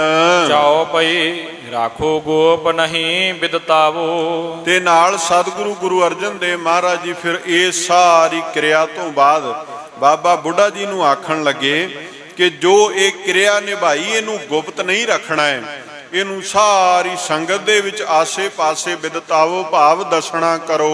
ਸਭ ਸੰਗਤ ਕੋ ਸੀਖ ਸਿਖਾਵੋ। हे ਬਾਬਾ ਬੁੱਢਾ ਸਾਹਿਬ ਜੀ ਸਾਰੀ ਸੰਗਤ ਨੂੰ ਇਹ ਸ੍ਰੇਸ਼ਟ ਸਿੱਖਿਆ ਦੇਣਾ ਕਰੋ। ਮਮ ਸਰੂਪ ਸ੍ਰੀ ਹਰਗੋਬਿੰਦ। ਸੰਗਤ ਨੂੰ ਕੀ ਬਚਨ ਕਹਿਣਾ ਹੈ ਕਿ ਗੁਰੂ ਹਰਗੋਬਿੰਦ ਸਾਹਿਬ ਮਹਾਰਾਜ ਸਾਡਾ ਹੀ ਰੂਪ ਭਾਵ ਗੁਰੂ ਅਰਜਨ ਦੇਵ ਮਹਾਰਾਜ ਜੀ ਦਾ ਹੀ ਰੂਪ ਹਨ। ਜੋ ਜਾਣੈ ਸੋ ਲਹੈ ਆਨੰਦ। ਤੇ ਉਹਨਾਂ ਨੂੰ ਸਾਡਾ ਰੂਪ ਜਾਣਨ ਦੇ ਵਿੱਚ ਕਿਸੇ ਨੇ ਰੰਚਕ ਮਾਤਰ ਵੀ ਸ਼ੱਕ ਤੇ ਸ਼ੁਭਾ ਨਹੀਂ, ਸ਼ੰਕਾ ਨਹੀਂ ਕਰਨਾ। ਜਿਹੜੇ ਸਤ ਕਰਕੇ ਜਾਣਨਗੇ ਉਹ ਪਰਮ ਆਨੰਦ ਦੀ ਅਵਸਥਾ ਨੂੰ ਪ੍ਰਾਪਤ ਹੋਵਣਗੇ। ਹਮ ਬੀਸ਼ੈ ਦੀਜੈ ਦਸਤਾਰ। ਤੇ ਨਾਲ ਇਹ ਬਚਨ ਸਤਿਗੁਰੂ ਗੁਰੂ ਅਰਜਨ ਦੇਵ ਮਹਾਰਾਜ ਜੀ ਨੇ ਆਖਿਆ ਜਦੋਂ ਅਸੀਂ ਲਾਹੌਰ ਚਲੇ ਜਾਵਾਂਗੇ ਸਰੀਰ ਦਾ ਠੀਕ ਕਰਾ ਅਸੀਂ ਤੁਰਕਾਂ ਦੇ ਸਿਰ ਭੰਨ ਦੇਵਾਂਗੇ। ਉਪਰੰਤ ਜਿਹੜੀ ਦਸਤਾਰ ਬੰਦੀ ਦੀ ਰਸਮ ਹੈ ਉਸ ਰਸਮ ਨੂੰ ਤੁਸਾਂ ਨੇ ਨਿਭਾਉਣਾ ਹੈ। ਸਭ ਵਿਦਿ ਕਰੋ ਮੰਗਲਾਚਾਰ। ਤੇ ਉਹ ਰਸਮ ਨਿਭਾਉਣੀ ਕਿਵੇਂ ਆ? ਕਿਸੇ ਸੋਗ ਵਿੱਚ ਆ ਕੇ ਨਹੀਂ ਨਿਭਾਉਣੀ। ਇਹ ਨਹੀਂ ਵੀ ਤੁਸਾਂ ਨੇ ਕਿ ਸਾਰੀ ਸੰਗਤ ਨੇ ਜਾਂ ਤੁਸਾਂ ਮੁਖੀ ਸਿੱਖਾਂ ਨੇ ਕਿਸੇ ਸੋਗ ਵਿੱਚ ਚਲੇ ਜਾਣਾ। ਨਹੀਂ, ਸਾਹਿਬ ਕਹਿੰਦੇ ਸ਼ਹਾਦਤ ਦੀ ਅਵਧੀ ਨੂੰ ਪ੍ਰਾਪਤ ਕਰਨਾ ਹੈ ਤੇ ਤੁਸੀਂ ਪਰਮ ਆਨੰਦ ਵਿੱਚ ਹਰਖ ਤੇ ਸੋਗ ਤੋਂ ਨਿਆਰੇ ਰਹਿ ਕਰਕੇ ਮਰਿਆਦਾ ਨਿਭਾਉਣੀ ਹੈ। ਸਰਬ ਮਸੰਦ ਸੰਗਤਾਂ ਸਾਰੀ। ਆਖਣ ਲੱਗੇ ਵੀ ਜਿੰਨੇ ਵੀ ਮਸੰਦ ਹਨ, ਜਿੱਥੇ ਜਿੱਥੇ ਜਿਸ ਜਗ੍ਹਾ ਦੇ ਉੱਤੇ ਵੀ ਮਸੰਦ ਹਨ ਤੇ ਸੰਗਤਾਂ ਹਨ, ਲਿਖੋ ਹੁਕਮ ਸਭ ਲਿਖੋ ਹਕਾਰੀ। ਉਹਨਾਂ ਸਾਰੀਆਂ ਸੰਗਤਾਂ ਨੂੰ ਉਹਨਾਂ ਮਸੰਦਾਂ ਨੂੰ ਹੁਕਮਨਾਮੇ ਲਿਖੋ। ਹੁਕਮਨਾਮੇ ਦੇ ਵਿੱਚ ਇਹ ਬਚਨ ਲਿਖੋ ਕਿ ਤੁਸੀਂ ਸਾਰੇ ਅੰਮ੍ਰਿਤਸਰ ਸਾਹਿਬ ਦੀ ਧਰਤੀ ਤੇ ਪਹੁੰਚਣਾ ਕਰੋ। ਉਹਨਾਂ ਨੂੰ ਇੱਥੇ ਬੁਲਾ ਲੇਵੋ।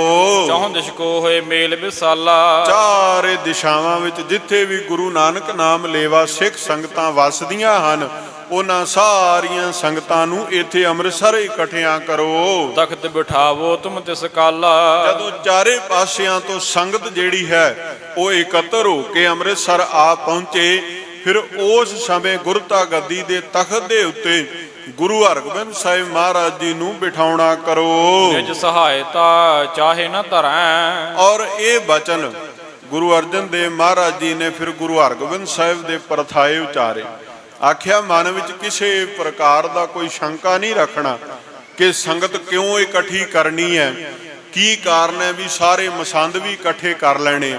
ਇਹਦਾ ਭਾਵ ਬਾਬਾ ਬੁੱਢਾ ਜੀ ਇਹ ਨਹੀਂ ਜਾਣਨਾ ਕਿ ਅਸੀਂ ਇਉਂ ਕਹਿ ਰਹੇ ਹਾਂ ਵੀ ਤੁਸੀਂ ਗੁਰੂ ਹਰਗੋਬਿੰਦ ਸਾਹਿਬ ਮਹਾਰਾਜ ਜੀ ਨੇ ਕਿਸੇ ਸਹਾਇਤਾ ਦੀ ਆਸ ਨਾਲ ਜਾਂ ਅਸਾਂ ਕਿਸੇ ਸਹਾਇਤਾ ਦੀ ਆਸ ਨਾਲ ਕਿਹਾ। ਨਹੀਂ ਭਾਈ, ਨਿਜ ਸਹਾਇਤਾ ਚਾਹੇ ਨਾ ਧਰੇ। ਇਹ ਗੁਰੂ ਹਰਗੋਬਿੰਦ ਸਾਹਿਬ ਮਹਾਰਾਜ ਜੀ ਦੀ ਸਹਾਇਤਾ ਨਹੀਂ ਹੈ। ਨਿਜ ਸਹਾਇਤਾ ਚਾਹੇ ਨਾ ਧਰੈ ਅਪਰਨ ਕੀ ਸਹਾਏ ਕਰੈ। ਸਗੋਂ ਗੁਰੂ ਹਰਗੋਬਿੰਦ ਸਾਹਿਬ ਮਹਾਰਾਜ ਏਡੇ ਪ੍ਰਭਾਵਸ਼ਾਲੀ ਬਲਸ਼ਾਲੀ ਸਤਿਗੁਰੂ ਨੇ।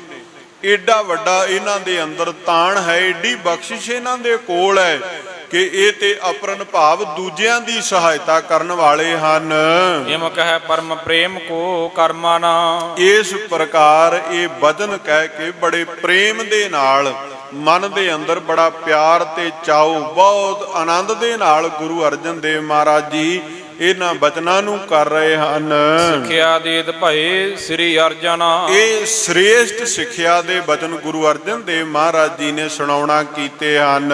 ਅਹੰ ਬ੍ਰਹਮ ਇਹ ਬ੍ਰਿਤ ਔਰ ਧਰਨੀ। ਔਰ ਇੱਕ ਬਚਨ ਹੋਰ ਗੁਰੂ ਹਰਗੋਬਿੰਦ ਸਾਹਿਬ ਜੀ ਨੂੰ ਮੁਖਾਤਿਬ ਹੋ ਕੇ ਆਖਿਆ, ਅਹੰ ਬ੍ਰਹਮ ਇਹ ਬ੍ਰਿਤ ਔਰ ਧਰਨੀ, ਕਿ ਤੁਸੀਂ ਖੁਦ ਖੁਦਾ ਦਾ ਰੂਪ ਹੋ। ਇਹਦੇ ਵਿੱਚ ਕੋਈ ਵੀ ਸ਼ੱਕ ਸ਼ੁਬਾ ਨਹੀਂ ਹੈ। ਖੁਦ ਅਕਾਲ ਪੁਰਖ ਸਰੂਪ ਹੋ। ਪਰ ਤੁਸਾਂ ਨੇ ਇਹ ਗੱਲ ਇਹ ਵਿਚਾਰ ਹਿਰਦੇ ਵਿੱਚ ਰੱਖਣੀ ਹੈ। ਭਾਵ ਇਹਦਾ ਮਨ ਦੇ ਉੱਪਰ ਜਾਂ ਸਰੀਰ ਦੇ ਉੱਪਰ ਜਾਂ ਬੋਲ ਵਾਕ ਦੇ ਉੱਪਰ ਬਚਨਾਂ ਉੱਪਰ ਕੋਈ ਪ੍ਰਭਾਵ ਨਹੀਂ ਆਉਣਾ ਚਾਹੀਦਾ।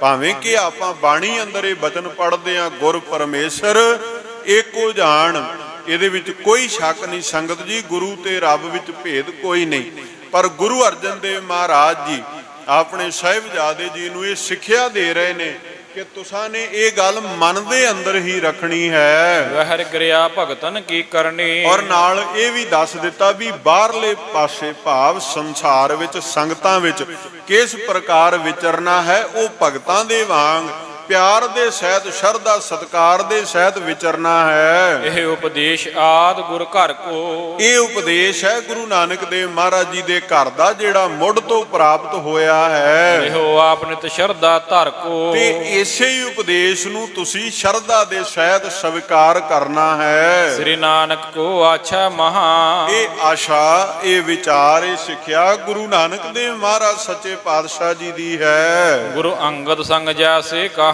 ਇਹੀ ਸਿੱਖਿਆ ਉਹਨਾਂ ਨੇ ਗੁਰੂ ਅੰਗਦ ਦੇਵ ਮਹਾਰਾਜ ਜੀ ਨੂੰ ਦੱਸਣਾ ਕੀਤੀ ਤੇ ਗੁਰੂ ਅੰਗਦ ਦੇਵ ਮਹਾਰਾਜ ਜੀ ਨੇ ਅੱਗਿਓਂ ਗੁਰੂ ਅਮਰਦਾਸ ਮਹਾਰਾਜ ਜੀ ਨੂੰ ਇਹ ਸਿੱਖਿਆ ਦਿੱਤੀ। ਅੱਗੇ ਚੱਲ ਕੇ ਇਸੇ ਸਿੱਖਿਆ ਨੂੰ ਗੁਰੂ ਰਾਮਦਾਸ ਸਤਿਗੁਰੂ ਸੋਢੀ ਸੁਲਤਾਨ ਜੀ ਨੇ ਧਾਰਨ ਕੀਤਾ ਤੇ ਉਹਨਾਂ ਦੇ ਪਾਸੋਂ ਇਹ ਸ੍ਰੇਸ਼ਟ ਸਿੱਖਿਆ ਅਸੀਂ ਧਾਰਨ ਕਰਕੇ ਅੱਜ ਤੁਹਾਡੇ ਤਾਈਂ ਦੱਸ ਰਹੇ ਹਾਂ। ਅਜਰ ਜਰਨ ਧੀਰਜ ਉਰ ਧਰਨੀ। ਸਿੱਖਿਆ ਕੀ ਆਖਣ ਲੱਗੇ? ਅਜਰ ਜਰਨ ਧੀਰਜ ਉਰ ਧਰਨੀ। ਜਿਹੜਾ ਨਾ ਜਰਿਆ ਜਾਣ ਵਾਲਾ ਹੋਵੇ ਉਹਨੂੰ ਵੀ ਜਰਨਾ ਹੈ, ਧੀਰਜ ਧਰਨਾ ਹੈ। ਭਾਵ ਬੜੇ ਸਹਿਜ ਦੇ ਵਿੱਚ ਨਾ ਜਰੇ ਜਾਣ ਵਾਲੇ ਨੂੰ ਵੀ ਜਰ ਜਾਣਾ ਹੈ। ਅਜਮਤ ਬਿਦਤ ਨ ਕਾਹੂ ਕਰਨੀ। ਤੇ ਕਿਸੇ ਪ੍ਰਕਾਰ ਦੀ ਕਰਾਮਾਤ ਸੰਸਾਰ ਵਿੱਚ ਪ੍ਰਗਟ ਨਹੀਂ ਕਰਨੀ ਹੈ। ਰਾਮਚੰਦ ਸ੍ਰੀ ਕ੍ਰਿਸ਼ਨ ਮਹਾਨੇ। ਫਿਰ ਦ੍ਰਿਸ਼ਟਾਂਤ ਦੇ ਕੇ ਆਖਣ ਲੱਗੇ ਜਿਵੇਂ ਰਾਮਚੰਦਰ ਜੀ ਅਤੇ ਸ੍ਰੀ ਕ੍ਰਿਸ਼ਨ ਜੀ ਬੜੇ ਮਹਾਨ ਸਤਿਪੁਰਖ ਹੋਏ ਹਨ। ਬਲ ਕਰ ਰਣ ਆਦਿਕ ਬਿਦ ਠਾਨੇ। ਉਹਨਾਂ ਨੇ ਬੜੇ ਯੁੱਧ ਕੀਤੇ, ਬੜੇ ਬਲ ਦੇ ਸਹਿਤ ਉਹਨਾਂ ਨੇ ਜਾਂਗਾਂ ਯੁੱਧਾਂ ਨੂੰ ਕਰਨਾ ਕੀਤਾ ਹੈ। ਨਹੀਂ ਸ਼ਕਤ ਕਰ ਕਹੂੰ ਦਿਖਾਈ। ਉਹਨਾਂ ਨੇ ਜੰਗ ਯੁੱਧਾਂ ਦੇ ਅੰਦਰ ਕੋਈ ਸ਼ਕਤੀ ਨਹੀਂ ਕਰਾਮਾਤ ਨਹੀਂ ਵਿਖਾਈ। ਸਹੀ ਸਰਬ ਹੀ ਜਿਮ ਬਣ ਆਈ। ਕੀਤਾ ਉਹ ਹੈ ਜੋ ਸਹੀ ਬਣਦਾ ਸੀ। ਕੋਈ ਵੀ ਅਕਾਲ ਪੁਰਖ ਦੇ ਨਿਯਮ ਤੋਂ ਉਲਟ ਕਾਰਜ ਨਹੀਂ ਕੀਤਾ। ਇਸੇ ਪ੍ਰਕਾਰ ਆਪ ਮਤ ਧਰੋ। ਇਸੇ ਪ੍ਰਕਾਰ ਆਪ ਜੀ ਨੂੰ ਅਸੀਂ ਸਿੱਖਿਆ ਦੇ ਰਹੇ ਹਾਂ ਕਿ ਤੁਸਾਂ ਨੇ ਸ੍ਰੇਸ਼ਟ ਮਤ ਨੂੰ ਧਰਨਾ, ਭਾਣੇ ਹੁਕਮ ਰਜ਼ਾ ਅਕਾਲ ਪੁਰਖ ਦੇ ਵਿੱਚ ਰਹਿਣਾ ਹੈ। ਨਹੀਂ ਬਿਦਤ ਅਜਮਤ ਕਿਤ ਕਰੋ। ਕਿਸੇ ਵੀ ਪ੍ਰਕਾਰ ਤੁਸੀਂ ਕਰਾਮਾਤ ਨੂੰ ਨਹੀਂ ਵਰਤਣਾ। ਪੁਰਸ਼ੋਤਮ ਜੇ ਕਰ ਦਿਖਰਾਈ। ਜੇ ਸਤਿਪੁਰਖਾਂ ਨੇ ਸੰਸਾਰ ਦੇ ਅੰਦਰ ਕੁਝ ਸੰਸਾਰ ਨੂੰ ਵੱਖਰਾ ਕਰਕੇ ਵੀ ਦਿਖਾਇਆ ਹੈ ਕਿਤ ਮਰਜਾਦ ਕਹਿ ਜਨਨ ਸਹਾਈ। ਤੇ ਉਹ ਮਰਿਆਦਾ ਵਿੱਚ ਰਹਿ ਕਰਕੇ ਹੀ ਉਹਨਾਂ ਆਪਣੇ ਪਿਆਰਿਆਂ ਦੀ ਭਗਤਾਂ ਦੀ ਸਹਾਇਤਾ ਕੀਤੀ ਹੈ। ਬਿਨਾ ਕਰੀ ਬਿਗੜੀ ਜਹ ਬਾਤਾ। ਜਿੱਥੇ ਬਿਨਾ ਕਹੇ ਤੋਂ ਕੋਈ ਬਾਤ ਵਿਗੜ ਜਾਵੇ ਤਹਾਂ ਕਰਤ ਹੈ ਨਿਤ ਚਿਤ ਸ਼ਾਂਤ। ਉਥੇ ਆਪਣੇ ਚਿੱਤ ਨੂੰ ਮਾਨੂਏ ਨੂੰ ਜਿਹੜਾ ਹੈ ਉਹ ਸ਼ਾਂਤ ਵਿੱਚ ਅਵਸਥਾ ਦੇ ਵਿੱਚ ਰੱਖਣਾ ਹੈ। ਜਾਮ ਜਾਮਨੀ ਕਰੋ ਇਸ਼ਨਾਨ। ਫਿਰ ਬੜਾ ਪਿਆਰ ਦਾ ਬਚਨ ਆਖਿਆ, ਜਾਮ ਜਾਮਨੀ ਕਰੋ ਇਸ਼ਨਾਨ। ਭਾਵ ਅੰਮ੍ਰਿਤ ਵੇਲੇ ਉੱਠ ਕਰਕੇ ਇਸ਼ਨਾਨ ਕਰਨਾ ਹੈ। ਕੀਰਤਨ ਪ੍ਰਭ ਨਿਰਵਾਣ। ਇਸ਼ਨਾਨ ਕਰਨ ਤੋਂ ਬਾਅਦ ਪ੍ਰਭੂ ਦੀ ਕੀਰਤੀ ਵਡਿਆਈ ਨੂੰ ਗਾਉਣਾ ਤੇ ਕਰਨਾ ਹੈ। ਉਹ ਕੀਰਤੀ ਨਿਰਵਾਣ ਹੋ ਕਰਕੇ ਭਾਵ ਕਿਸੇ ਵੀ ਮਨ ਦੇ ਅੰਦਰ ਇੱਛਾ ਤੋਂ ਰਹਿਤ ਹੋ ਕਰਕੇ ਕਰਨੀ ਸੁਣਨੀ ਹੈ। ਜਗਤ ਅਨਿਤ ਆਤਮਾ ਸਾਚੂ। ਤੇ ਸੱਚੇ ਪਾਤਸ਼ਾਹ ਮਹਾਰਾਜ ਆਖਣ ਲੱਗੇ ਇਹ ਜਗਤ ਚਲਾਇਮਾਨ ਹੈ, ਸਰੀਰ ਚੱਲਣ ਹਾਰਾ ਹੈ, ਆਤਮਾ ਸੱਚੀ ਤੇ ਥਿਰ ਹੈ। ਇਮ ਲਖ ਸਤ ਸੰਗਤ ਚਿਤ ਰਾਚੋ। ਇਸ ਪ੍ਰਕਾਰ ਦੀ ਸਿੱਖਿਆ ਤੇ ਬਿਰਤੀ ਨੂੰ ਧਾਰਨ ਕਰਕੇ ਸਤ ਸੰਗਤ ਦੇ ਅੰਦਰ ਚਿੱਤ ਨੂੰ ਜੋੜਨਾ ਹੈ। ਪਾਏ ਪੁੱਤਰ ਕੋ ਗੁਰੂ ਬਹਾਨਾ। ਹੁਣ ਇਹ ਬਚਨ ਸਤਿਗੁਰਾਂ ਨੇ ਗੁਰੂ ਅਰਜਨ ਦੇਵ ਮਹਾਰਾਜ ਜੀ ਨੇ ਆਪਣੇ ਸਾਹਿਬਜ਼ਾਦੇ ਨੂੰ ਆਖੇ ਨੇ, ਪਰ ਸਾਰੀ ਸੰਗਤ ਦੇ ਲਈ ਵੀ ਇਹ ਬਚਨ ਉਸੇ ਪ੍ਰਕਾਰ ਹੀ ਨਿਭਾਉਣ ਯੋਗ ਹਨ। ਸੰਗਤ ਕੋ ਉਪਦੇਸ਼ ਬਖਾਨਾ। ਭਾਵੇਂ ਕਿ ਆਪਣੇ ਪੁੱਤਰ ਨੂੰ ਹੀ ਕਹੇ ਹਨ, ਪਰ ਸਾਰੀ ਸੰਗਤ ਦੇ ਵਾਸਤੇ ਇਹ ਉਪਦੇਸ਼ ਜਿਹੜਾ ਹੈ ਉਹ ਦ੍ਰਿੜਤਾ ਦੇ ਨਾਲ ਕਮਾਉਣ ਦੇ ਯੋਗ ਹੈ। ਸ੍ਰੀ ਹਰਿਗੋਬਿੰਦ ਸੁਨ ਕਰ ਧੀਰ। ਗੁਰੂ ਹਰਗੋਬਿੰਦ ਸਾਹਿਬ ਮਹਾਰਾਜ ਸੱਚੇ ਪਾਤਸ਼ਾਹ ਜੀ ਨੇ ਆਪਣੇ ਗੁਰਦੇਵ ਪਿਤਾ ਵੱਡੇ ਸਤਿਗੁਰਾਂ ਦੇ ਪਾਸੋਂ ਬੜੇ ਧੀਰਜ ਦੇ ਸਹਿਤ ਇਹਨਾਂ ਬਚਨਾਂ ਨੂੰ ਸੁਣਨਾ ਕੀਤਾ ਹੈ। ਕਮਲ ਬਲੋਚਨ ਮੋਚਿਓ ਨੀਰ। ਜਿਨ੍ਹਾਂ ਦੇ ਬਹੁਤ ਕੌਲ ਫੁੱਲਾਂ ਜੇ ਸੋਹਣੇ ਨੇਤਰ ਹਨ ਉਹਨਾਂ ਨੂੰ ਮੁੰਦ ਲਿਆ, ਬੰਦ ਕਰ ਲਏ ਹਨ। ਕਾਰਨ ਕਰਨੇ ਆਪ ਤੁਮ ਸਾਰੇ। ਨੇਤਰਾਂ ਵਿੱਚ ਵੈਰਾਗ ਦਾ ਜਲ ਭਰ ਕੇ ਬਚਨ ਆਖਿਆ, ਮਹਾਰਾਜ ਤੁਸੀਂ ਸਾਰੇ ਕਾਰਨ ਤੇ ਸ੍ਰਿਸ਼ਟੀ ਦੇ ਕਰਤਾ ਹੋ। ਅਸਮੰਜਸ ਹਮ ਸਮੁਖ ਉਚਾਰੇ। ਇਹ ਜਿਹੜੇ ਤੁਸਾਂ ਬਚਨ ਸਾਡੇ ਸਨਮੁਖ ਉਚਾਰੇ ਹਨ। ਇਮ ਕਹਿ ਨੰਬਰ ਗਰੀਬ ਕਰ ਥਿਰੇ। ਸੱਚੇ ਪਾਤਸ਼ਾਹ ਜੀ, ਜਿਹੜੀ ਤੁਸਾਂ ਨੇ ਸਾਨੂੰ ਸਿੱਖਿਆ ਦ੍ਰਿੜ ਕਰਵਾਈ ਹੈ, ਉਸ ਸਿੱਖਿਆ ਨੂੰ ਸਤਿਗੁਰੂ ਜੀ ਨੇ, ਗੁਰੂ ਹਰਗੋਬਿੰਦ ਸਾਹਿਬ ਮਹਾਰਾਜ ਜੀ ਨੇ ਬੜੀ ਨਿਮਰਤਾ ਦੇ ਨਾਲ ਸੁਣਨਾ ਕੀਤਾ ਹੈ। ਧੀਰ ਸਰਬੱਗ ਜਾਣ ਚੁੱਪ ਕਰੇ। ਔਰ ਧੀਰਜ ਨੂੰ ਧਾਰਨ ਕਰਕੇ ਗੁਰੂ ਹਰਗੋਬਿੰਦ ਸਾਹਿਬ ਸੱਚੇ ਪਾਤਸ਼ਾਹ ਮਹਾਰਾਜ ਜੀ ਸਤਿਗੁਰੂ ਗੁਰੂ ਅਰਜਨ ਦੇਵ ਗਰੀਬ ਨਿਵਾਜ ਸੱਚੇ ਪਾਤਸ਼ਾਹ ਜੀ ਦੇ ਕੋਲ ਚੁੱਪ ਕਰਕੇ ਬੈਠੇ ਹੋਏ ਹਨ। ਸਤਿਗੁਰੂ ਗੁਰੂ ਅਰਜਨ ਦੇਵ ਮਹਾਰਾਜ ਸਾਹਿਬ ਜੀ ਨੇ ਲਾਹੌਰ ਤੁਰਨ ਤੋਂ ਪਹਿਲਾਂ ਇਹ ਸ੍ਰੇਸ਼ਟ ਸਿੱਖਿਆ ਆਪਣੇ ਸਾਹਿਬਜ਼ਾਦੇ ਨੂੰ ਬਖਸ਼ਿਸ਼ ਕੀਤੀ। ਗੁਰਤਾ ਗੱਦੀ ਦੀ ਜ਼ਿੰਮੇਵਾਰੀ ਨਿਭਾਈ ਔਰ ਨਾਲ ਹੀ ਸੰਗਤ ਦੇ ਪਰਥਾਏ ਵੀ ਇਹ ਉਪਦੇਸ਼ ਸੰਗਤ ਜੀ ਦ੍ਰਿੜ ਕਰਵਾਇਆ ਕਿ ਕਿਸ ਪ੍ਰਕਾਰ ਸਰੀਰ ਨੂੰ ਚਲਾਏਮਾਨ ਜਾਣਦਿਆਂ ਹੋਇਆਂ ਆਪਾਂ ਨੇ ਨਿਰੰਕਾਰ ਵਾਹਿਗੁਰੂ ਜੀ ਦੀ ਦਿੱਤੀ ਹੋਈ ਆਤਮਾ ਨੂੰ ਸਤ ਸਰੂਪ ਜਾਣਨਾ ਹੈ, ਅੰਮ੍ਰਿਤ ਵੇਲਾ ਸੰਭਾਲਣਾ ਹੈ, ਨਿਤਨੇਮ ਵਿੱਚ ਜੁੜਨਾ ਹੈ। ਇਹ ਵੱਡ ਉਪਦੇਸ਼ ਸਾਨੂੰ ਸਤਿਗੁਰਾਂ ਨੇ ਅੱਜ ਦੇ ਇਸ ਪ੍ਰਸੰਗ ਵਿੱਚ ਬਖਸ਼ਿਸ਼ ਕੀਤਾ ਹੈ। ਸਤਿਗੁਰੂ ਗੁਰੂ ਗ੍ਰੰਥ ਸਾਹਿਬ ਮਹਾਰਾਜ ਸੱਚੇ ਪਾਤਸ਼ਾਹ ਜੀ ਕਿਰਪਾ ਕਰਨ, ਇਹਨਾਂ ਗੁਰਬਚਨਾਂ ਉੱਪਰ ਸਾਡਾ ਭਰੋਸਾ ਬਣ ਆਵੇ ਤੇ ਅਸੀਂ ਆਪਣੇ ਜੀਵਨ ਦੇ ਵਾਸਤੇ ਕੁਝ ਚੰਗੇਰਾ ਗੁਰੂ ਬਚਨਾਂ ਵਿੱਚੋਂ ਸਿੱਖ ਕੇ ਗ੍ਰਹਿਣ ਕਰਕੇ ਇਸ ਸਥਾਨ ਤੋਂ ਉੱਠ ਕੇ ਜਾਈਏ। ਇੰਨੀਆਂ ਬੇਨਤੀਆਂ ਪ੍ਰਵਾਨ ਕਰਨੀਆਂ। ਗੁਰ ਇਤਿਹਾਸ ਦੀ ਵਿਚਾਰ ਕਰਦਿਆਂ ਹੋਈਆਂ ਬੇਅੰਤ ਪ੍ਰਕਾਰ ਦੀਆਂ ਭੁੱਲਾਂ ਲਈ ਖਿਮਾ ਕਰਨਾ, ਬਚਨ ਗੁਰੂ ਕੇ ਜਾਣ ਕੇ ਹਿਰਦੇ ਅੰਦਰ ਵਸਾਉਣ ਦਾ ਯਤਨ ਕਰਨਾ। ਕੋਟਾਨ ਕੋਟ ਸ਼ੁਕਰ ਸਤਿਗੁਰੂ ਸ੍ਰੀ ਗੁਰੂ ਗ੍ਰੰਥ ਸਾਹਿਬ ਸੱਚੇ ਪਾਤਸ਼ਾਹ ਮਹਾਰਾਜ ਜੀਆਂ ਦਾ, ਜਿਨ੍ਹਾਂ ਨੇ ਕਿਰਪਾ ਬਖਸ਼ਿਸ਼ ਕੀਤੀ ਆਪ ਸੰਗਤਾਂ ਨਾਲ ਵਿਚਾਰ ਦੀ ਸਾਂਝ ਪਾ ਸਕੇ ਆ। ਆਪ ਸੰਗਤਾਂ ਦਾ ਧੰਨਵਾਦ। ਸਮੁੱਚੇ ਸ਼੍ਰੋਮਣੀ ਗੁਰਦੁਆਰਾ ਪ੍ਰਬੰਧਕ ਕਮੇਟੀ ਦੇ ਸਮੁੱਚੇ ਪ੍ਰਬੰਧ ਦਾ ਧੰਨਵਾਦ। ਭੁੱਲ ਚੁੱਕ ਦੀ ਖਿਮਾ। ਅਦਬੋ ਸਤਿਕਾਰ ਸਹਿਤ ਆਓ ਆਖਰੀ ਪੰਕਤੀਆਂ ਪੜ੍ਹ ਕੇ ਉਪਰੰਤ ਫਤਿਹ ਬੁਲਾਈਏ ਜੀ। ਕਾਰਨ ਕਰਨ ਆਪ ਤੁਮ ਸਾਰੇ, ਅਸਮੰਜਸ ਹਮ ਸਮੁਖ ਉਚਾਰੇ। ਇਮ ਕਹਿ ਨੰਬਰ ਗਰੀਬ ਕਰ ਥਿਰੇ, ਧੀਰ ਸਰਬੱਗ ਜਾਣ ਚੁੱਪ ਕਰੇ। ਵਾਹਿਗੁਰੂ ਜੀ ਕਾ ਖਾਲਸਾ, ਵਾਹਿਗੁਰੂ ਜੀ ਕੀ ਫਤਿਹ।